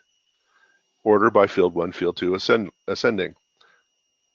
Self, again, because this inherits find by SQL from what? The SQL table that this inherited from. Mm-hmm. So self means go look out in any of the methods that I have available to me, static methods I have available to me, find by SQL, and then execute the query and return the result set. Nice. Okay, now let's do it and find. Now let's look down the line here, where we're going down the ladder here. Mm-hmm. This find by SQL is located in the SQL table object. It's a static function also. It takes a query. It makes the database pointer available inside the method. That's what global does. Result set equals db underscore perform query. This is from the database. This database pointer here, that is from the database table. So we have the table, the database object, I'm sorry. So find by SQL is in the generic table object. DB something is from the database object. So low-level primitives, perform a query. All right. So it's going to perform the query, put the result, and then it's going to declare an array. When you declare an array like this, it just says This pointer is going to be to an array. I haven't told you what kind of keys I'm going to use. I haven't told you what kind of values I'm going to use or what is going to be in this array, but just call this an array. Mm-hmm. And so we're going to while the row equals, it can find a an array in the result set, Mm-hmm. take the next cell in the array and assign it to instantiate the row. Okay. And then increment the found count, which is static. And we're going to look at instantiate next. So that this function is also in the generic table object. Okay? I'm with you. And then we're going to go here, and this is the instantiate method. First, we're going to say the class name by getting the called class. So this is a built-in PHP function that says get whatever class we're currently working with. Oh. So if the class is person, it's going to put person in here. If the class name is campus, it's going to put campus in here. Whatever the class name that we're working with is going to go in there. Mm-hmm.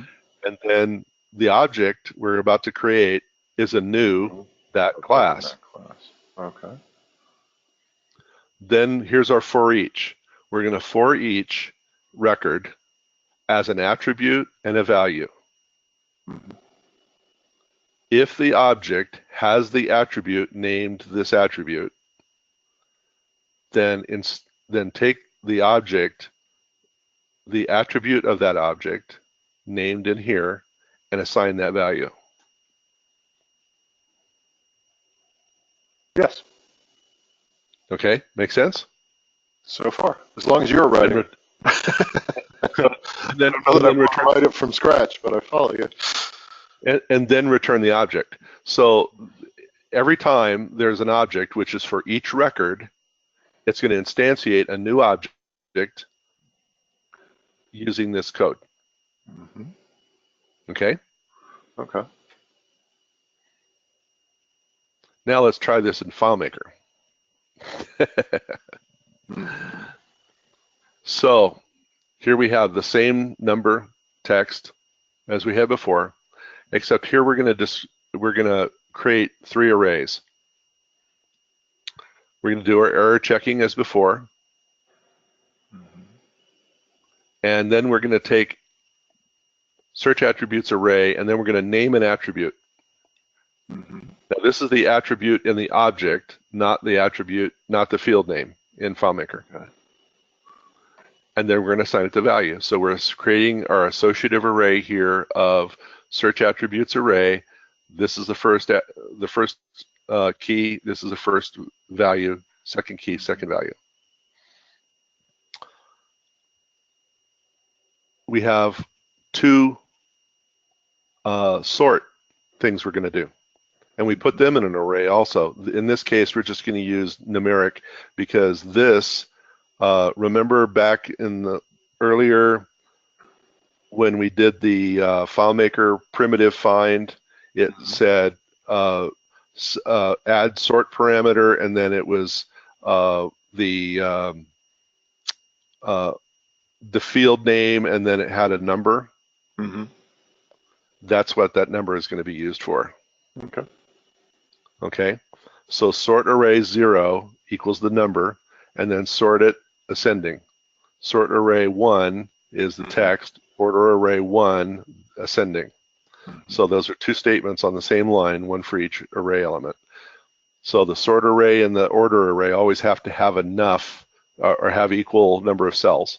Mm-hmm. And then and or equals and. So it's going to be looking for and attribute 1 and attribute number 2.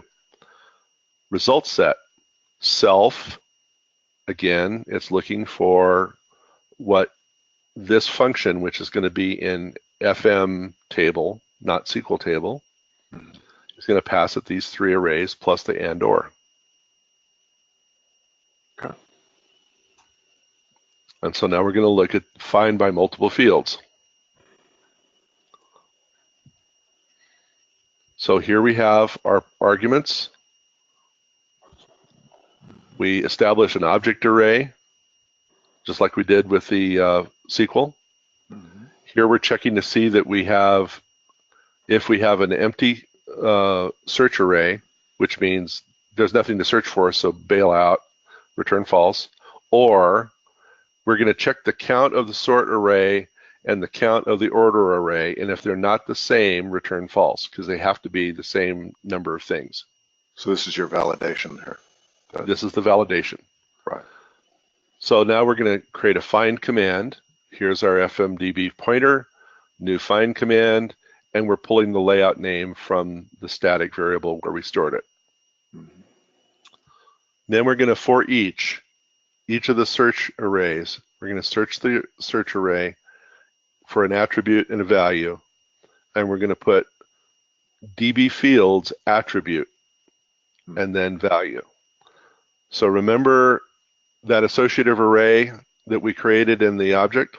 Yes. Okay, that had the attribute name associated with the Value. FileMaker field name. Oh, yes. Okay, this is the attribute.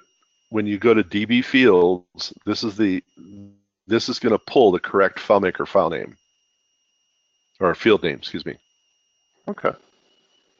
and then set the value. Find the command, set logical operator. If it's and, then use FileMaker and, otherwise use or. Basically, this is what they call a ternary operator. If this logical construct is true, then everything after the question mark up to the colon is true. This is false. All right. Okay, so it's kind of like a FileMaker if then. Yeah. If the sort array is not empty, that means there's a sort that we need to do. Then again, for each sort array as key value, then set a sort rule, again, DB fields value, then because the value is the field name, then key +1, and then order array. Now, is Key. that key +1 to translate the 0 base to 1 base? Okay. Just bumping everything up a number, huh? Right. Okay. And then result set, find command execute. If the FileMaker, here's a static call to isError. So if the FileMaker object has an isError, then in the result set, then return false. Okay. Then the results, we get records that unwraps the records so that they can be processed into and wraps them into an array is what it does. And then for each results as row, object, it's going to start adding on to the array. Okay. Static instantiate row, just like the other one. And so now let's look at instantiate. The difference here is in this line. Okay, these two lines. We're still getting the class. We're still getting instantiating a new class name. But for each static DB fields as attribute and field name. So it's going to look through the DB fields and it's going to pick out the attribute as the key and the field name as the value. And so it says object attribute equals record get field field name. So this here, this record, and then that says this is a method within that within that object, that record object. Get the field called this. Okay. And this right here is pure FileMaker API right here. All right? Yep. Gets the same job done. Excellent. And it's the same pattern. And it's the same pattern. The beauty of it is that because of the way that's written, when I go back and do, let me see if I can skip back here without too much confusion.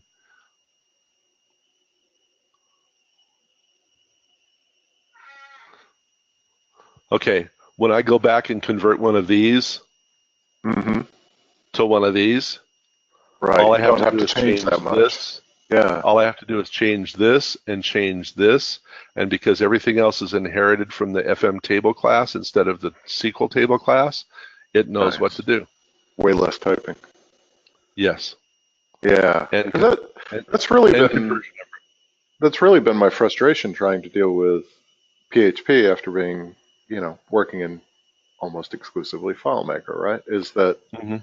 each time it feels like I'm building everything from scratch. And that's something I don't even like to do in FileMaker, you know?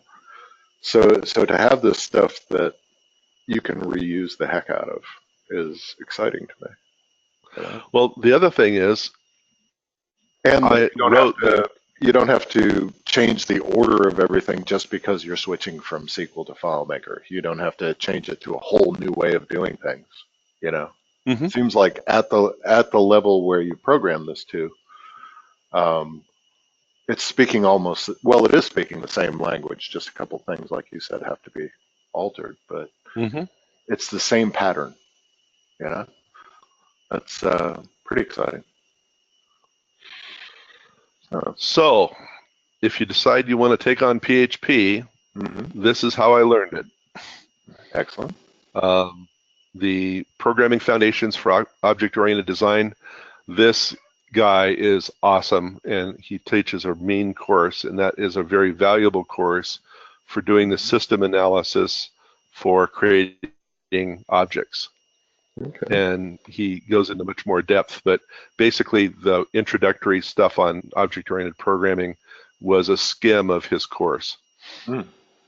These 3 courses produced everything that I do. Awesome. Basically, uh, these 2 used to be one course, and they would teach you the basics, and then you'd build a CMS. And then beyond the basics would take the CMS that you built in this one and turn it into object-oriented programming using PHP. The beauty of this whole thing was that it conceptually communicated to me what the difference was between procedural and object-oriented programming, but also the objects that I created in this Beyond the Basics is the foundation for everything I just showed you today. Oh, cool. Basically, my SQL object, my SQL table object, and my database object are variants of what I created as the exercises in this course, these courses. Nice. And so everything I do is based on these 3 courses foundationally. You can, if you take these 3 courses, you will be able to look at my code and understand everything I'm doing. Awesome. I think I may need to do that. And I actually have a guy in California, my best friend, who is, you know these guys that just have to tinker, it's a compulsion. Yes. That's Pete. He's tinkered his way to being the chief video editor and an associate director for Wheel of Fortune. Oh, wow. And he tinkers all the freaking time. He tinkers with 3D printing, he tinkers with drones, and you name it. And right now he's tinkering with programming, and I'm preparing him to be my coworker. Nice. And this is what I'm doing it with right there. These 4 things are what he's learning. Well, very cool. So anyway, I can show you some real life examples if you're at all interested. I've got. Well, I think honestly I may run out of time, but if we could, I don't know, if we could keep it brief though, I would like to see. Well, I'll give you an example of some. I threw together a couple objects here. Actually, I think you just answered my probably the only question that I didn't ask by interrupting you, which was recommended tools. I see you in Dreamweaver. That's still a good tool for dealing with. It's the center of my workflow. It still is, huh? Because I used Dreamweaver ages ago, and of course, Part of the reason I like it is it also works on PC. But yeah, Here's my I didn't know if it was still current. I guess looks like. yeah. Let me switch over to the FileMaker table. Okay, so here is the layout name, DB fields. I always declare ID because my ID is always the same in every table. Right. And then here's the ID attribute, and then here's where all the set, get, and all that other stuff methods. And here's find by ID, all the low-level stuff. We're doing a find by ID that everybody inherits. Here's a find all that everybody inherits. Count all, everybody inherits. Find all paginate, which is useful when you're doing lists. Yeah. So that's where you paginate lists. Find by multiple fields. Count by multiple fields, and then they have multiple fields paginated. And then find by multiple requests. This is how you do multiple find requests in the thing, and that's quite a in-depth dealing. And then count by multiple requests, count by multiple, or find by multiple requests paginate, get found count, instantiate. So all these. Right. Here's how you create. This is how I filter through and make sure that I'm not trying to update a calculated field, a audit trail field, a summary field, or ID field. So if any of the field names begin with these, then don't bother. Yeah, I like that. So you're leveraging your naming convention. So putting in some rules based on what's the name of the field, that should tell you can't edit this, or there's no need to pull this back, or whatever. And then it creates the new record, does the new record commit. And then if there's no error, show the error, or if there's an error, show the error. Else, it goes back through and it reads all the values from FileMaker for all these calculated audit trail, summary, and ID fields, and it puts them into the to the object. So I've just gone out and created a new record, and all the stuff that took place under the hood in FileMaker that happened when I created that record is now back inside the object that I just created. And then update, same thing. Nice. And then delete, does a delete on it. This is the show error. This is a custom function. Basically, if debug is on, it gives me the raw FileMaker error information. Otherwise, it just sends me an error message. And that's my FM table. Nice. And then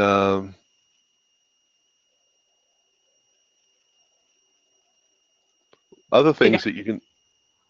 Yeah. Hey guys, thank you. I'm gonna have to head out now, but I really appreciate it. It makes me want to dabble back in PHP and Pro, but likewise.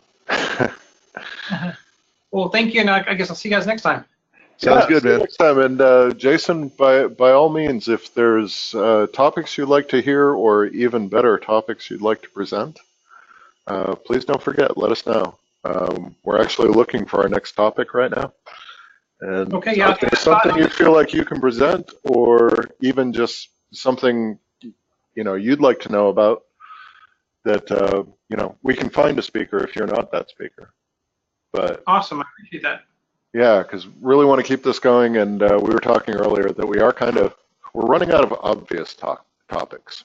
So there's a concern there, and I know there's more to talk about, but we need to start sharing.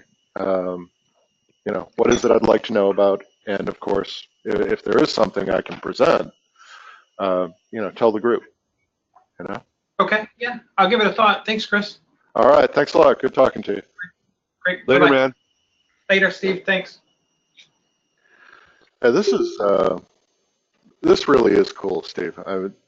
This is something I've been wanting from the website and from the, you know, uh, running alongside SQL is being able to wrap stuff up and say, I'm going to reuse this bit of code over and over again, and it's going Mm-hmm. to be in an understandable format and not just made up every single time.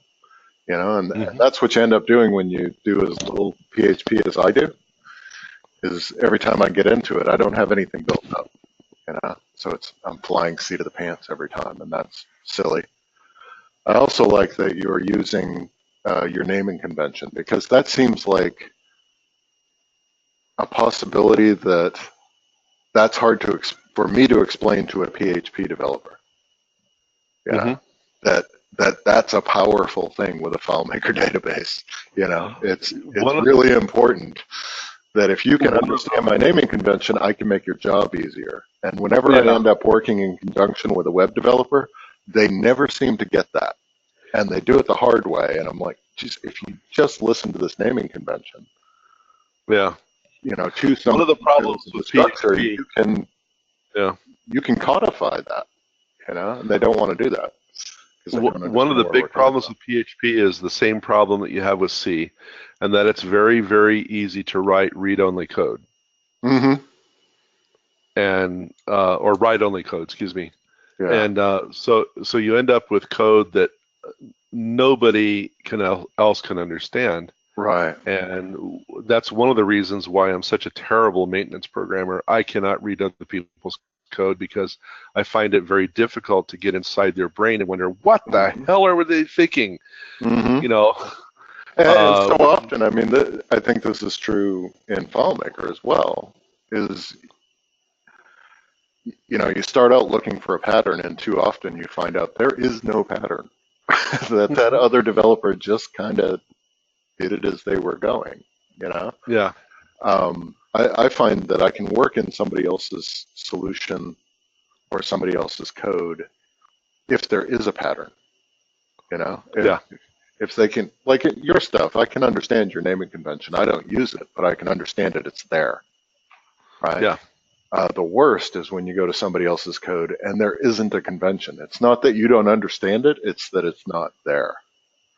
yeah, And if we are going to go to the trouble of coming up with conventions like you and I do, we should get some advantage out of this. It should make the next step easier, because yeah, it does for the human beings. It should for your code. Like yours is done, where it says, if it starts with these characters, it's a calculated field. You don't need to do something special to find out. Just look at the name. hmm Your code should be smart enough to do that, and yours is. So I think it's awesome. And as Jason was saying, I'm newly invigorated to tackle this more. I need to know more about it, and I can speak for myself that you've inspired me to do that. So, oh, cool. and then probably get to a point where I go, Steve, can I just use yours? So, Well, unfortunately, it's not mine, but I right. imagine that we could swap some consulting time for. I would imagine so. Yeah, yeah. It isn't like I don't call you on a frequent basis fairly well. Right, right. Well, this is We would definitely get our money's worth. yeah. Well, this is, like I said, very inspiring. So, thank you for that. I'm gonna put up the recording of this because I think I think it's an excellent prezo, and I think it stands alone. Even people who didn't attend today could probably follow along and get a lot out of it. So, I want to give you a picture of my person table or my person yeah. object. Yeah. Let's see how I've got calculated fields. I don't have to. I'm not limited to calculated fields or fields in the same table. It's whatever I can put on the layout. Mm-hmm. And another thing is that if I've already pre-calculated names, like I have name full first last, name for full first last with a title, name last first with a title, nickname last name, first possessive, so on and so forth. Instead of having to calculate those all over again in PHP, I can just read the field. Yeah, yeah, as it should be. Like, do it once and then hang on to it. And so, see, here's the list. They're all the same. in the same order. And then I go down here to the get functions, and here's all the get functions. I get the individual stuff here, but then down here, Now, I have. do you have an equivalent of the grep that you were talking about that does this for a SQL table? No, that's in a text editor, actually. Right, but I mean, do you have the equivalent for FileMaker tables to be able to do the same thing with FileMaker tables? No, The reason I ask is because I don't have a text source. you don't have a See, what? SQL schemas are created in a text editor, Mm-hmm. and I don't have a text source of the FileMaker table. Ah, okay. That's what I was going to. I'm not sure you know about this. If you do, then we can save some time. But DDRs? nope. Design functions. Have you spent any time with those? No. Open up FileMaker and just open up something simple like a template. It'd probably just be overly complicated if you opened your actual solution. But if we, I don't know, just do we still have new from template in FileMaker? I think we do. I'm sure we do.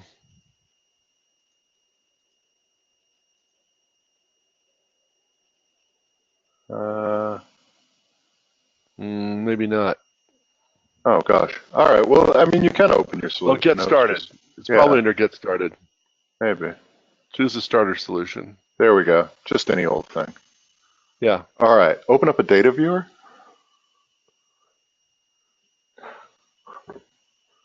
Okay. And in the upper right where you're choosing functions, oh, I'm sorry, add to watch. Yeah. I'm a step ahead there. And new.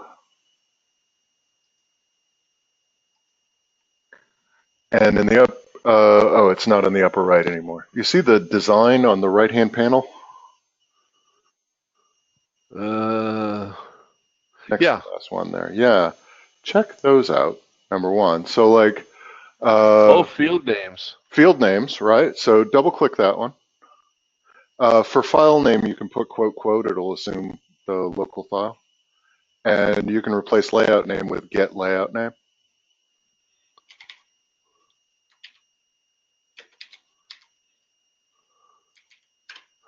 Notice I know how to type now. Yeah. And then a close, there you go. Okay. One downside of this is that if it's the local table, it doesn't put a fully qualified name, but you could certainly do that with a bit of parsing, right? Determine that each line doesn't have a double colon and therefore it belongs to the current table. And I could just grab all this and Yeah. Oh, I love you, sir. Yeah, there's more in there in those design functions. You can get all the object names on a layout. You can get object attributes. Okay. So you could develop the equivalent of your grep for Yeah. for I'll show you. SQL. And there's one. I want to show you one other thing. Okay. I'm sorry. Go back in there. I mean, I'm not going to show you how to use it. That's up to you. But can you give me keyboard and mouse? Because this would probably be quicker to type than to. Sure. Yeah. Let's see. Give keyboard and mouse. Yeah. Okay. So let's get back into. I need. There you go. Yeah. Here we go. All right. So let's see. Let's see. I'm going to try and do this down and dirty. SQ to SQL, and my SQL query is going to be select all from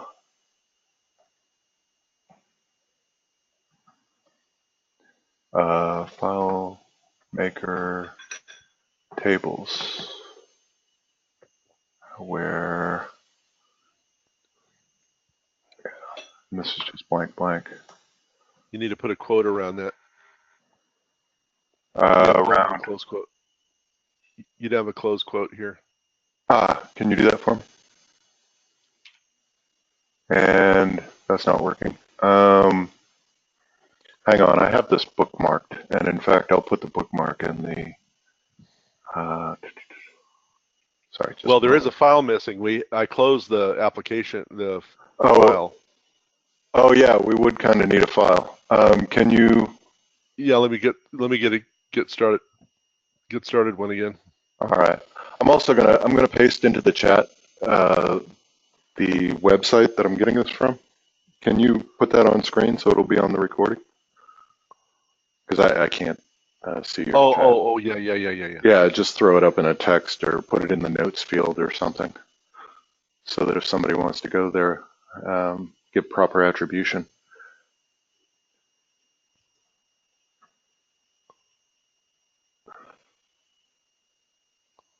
Yeah, so this actually goes into excruciating detail about it.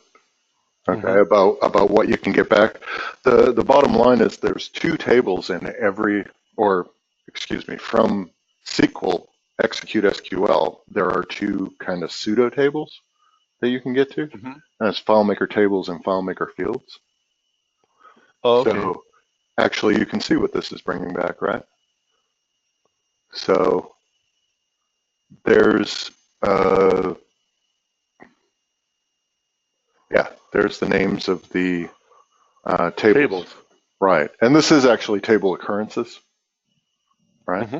It'll actually bring you back a list of the table.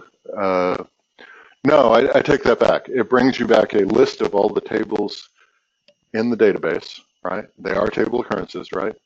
But it's the name of the table, the ID of the table, the base table, etc. It brings you back that schema data.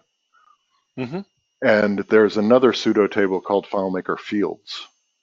So you can say, with a SQL command, bring me back a list of all the fields that are in this table occurrence. And it'll bring back things like, are they normal fields? Are they calculated fields? Are they summary fields? So just a new toy to play with on your journey there. But let's try that just for grins and giggles here. Plus, yeah, just duplicate that one, why don't you? Because it's very similar. Oh, FileMaker you got it. fields. Yeah, there you go. Yeah. So, I mean, for your purposes, you're often going to want only the ones on this layout, right? Because those are the ones you can address directly with PHP, Uh-huh. right? But if you did want to see a list of all the tables and or fields, whether they're on the layout or not, you can still do that with this execute SQL for the I schema like tables. You Yeah, just made my so life forever. that information that you're looking for is out there without running a DDR, right? Which is kind of the go-to. You're not the first one to assume that, right? Yeah. But these design functions have been in FileMaker since I know prior to FileMaker 5, and those design functions are just thoroughly ignored, right? And the schema tables, the FileMaker tables and FileMaker fields, got like no advertising when Execute Oh my. came out. But it's been there this whole time, you know. So if you want to do some really abstract stuff, or like in this case, get a bunch of data, parse it out, and turn it into functions and things like that, can be done. So. Well, I want to show you just real quick the deal with using SQL tables. But here's the schema for a particular table. This is all the degrees that we offer. Oh, okay. So I'm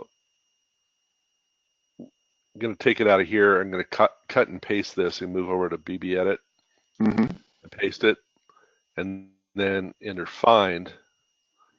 I can go here to my convert SQL fields to PHP array list step 1, replace all, and then go and do replace. Oh, excuse me, wrong one. Replace 2, replace all, and now I can put in my call. There's all my names.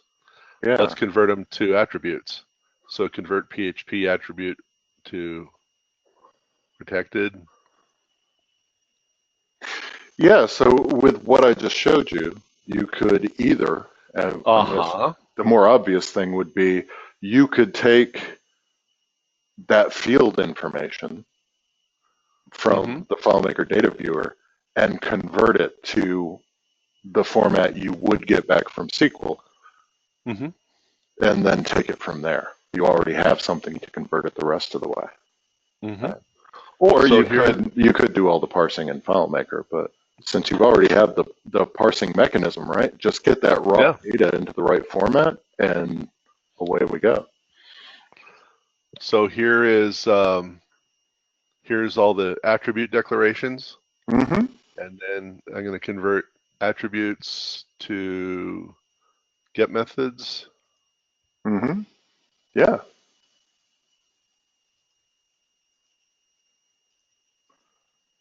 Nice. And then I go in here and say get ID, Mm-hmm. and then. So you're just using regular expressions to do this, right? Yeah. Oh, cool. And get name, and so on. Yeah. And I'll, just to make it even simpler. So there's 3, and now I'll turn them into set functions. So I paste those over into the object, and then get methods to set methods. Yeah. Yeah, so you're just building it up step by step. Uh-huh. Yeah. So it seems like you ought to be able to automate the FileMaker tables as well. And because I've already named them in the get deals, then it just carries the name over. Nice. All right. Well, I am kind of out of time, but Okay. man, very good presentation. It's a shame Thank you. more people weren't here to see it the first time, but we'll see if we can get people to watch it on the recording, and a lot of benefit to be had here. So meanwhile, I guess I will talk to you next month, although we'll probably find an excuse to talk between now and then. And sounds right. I thank you very much, Steve. You're welcome. Catch you later. All right. Have a good one. Bye. Thanks. Bye.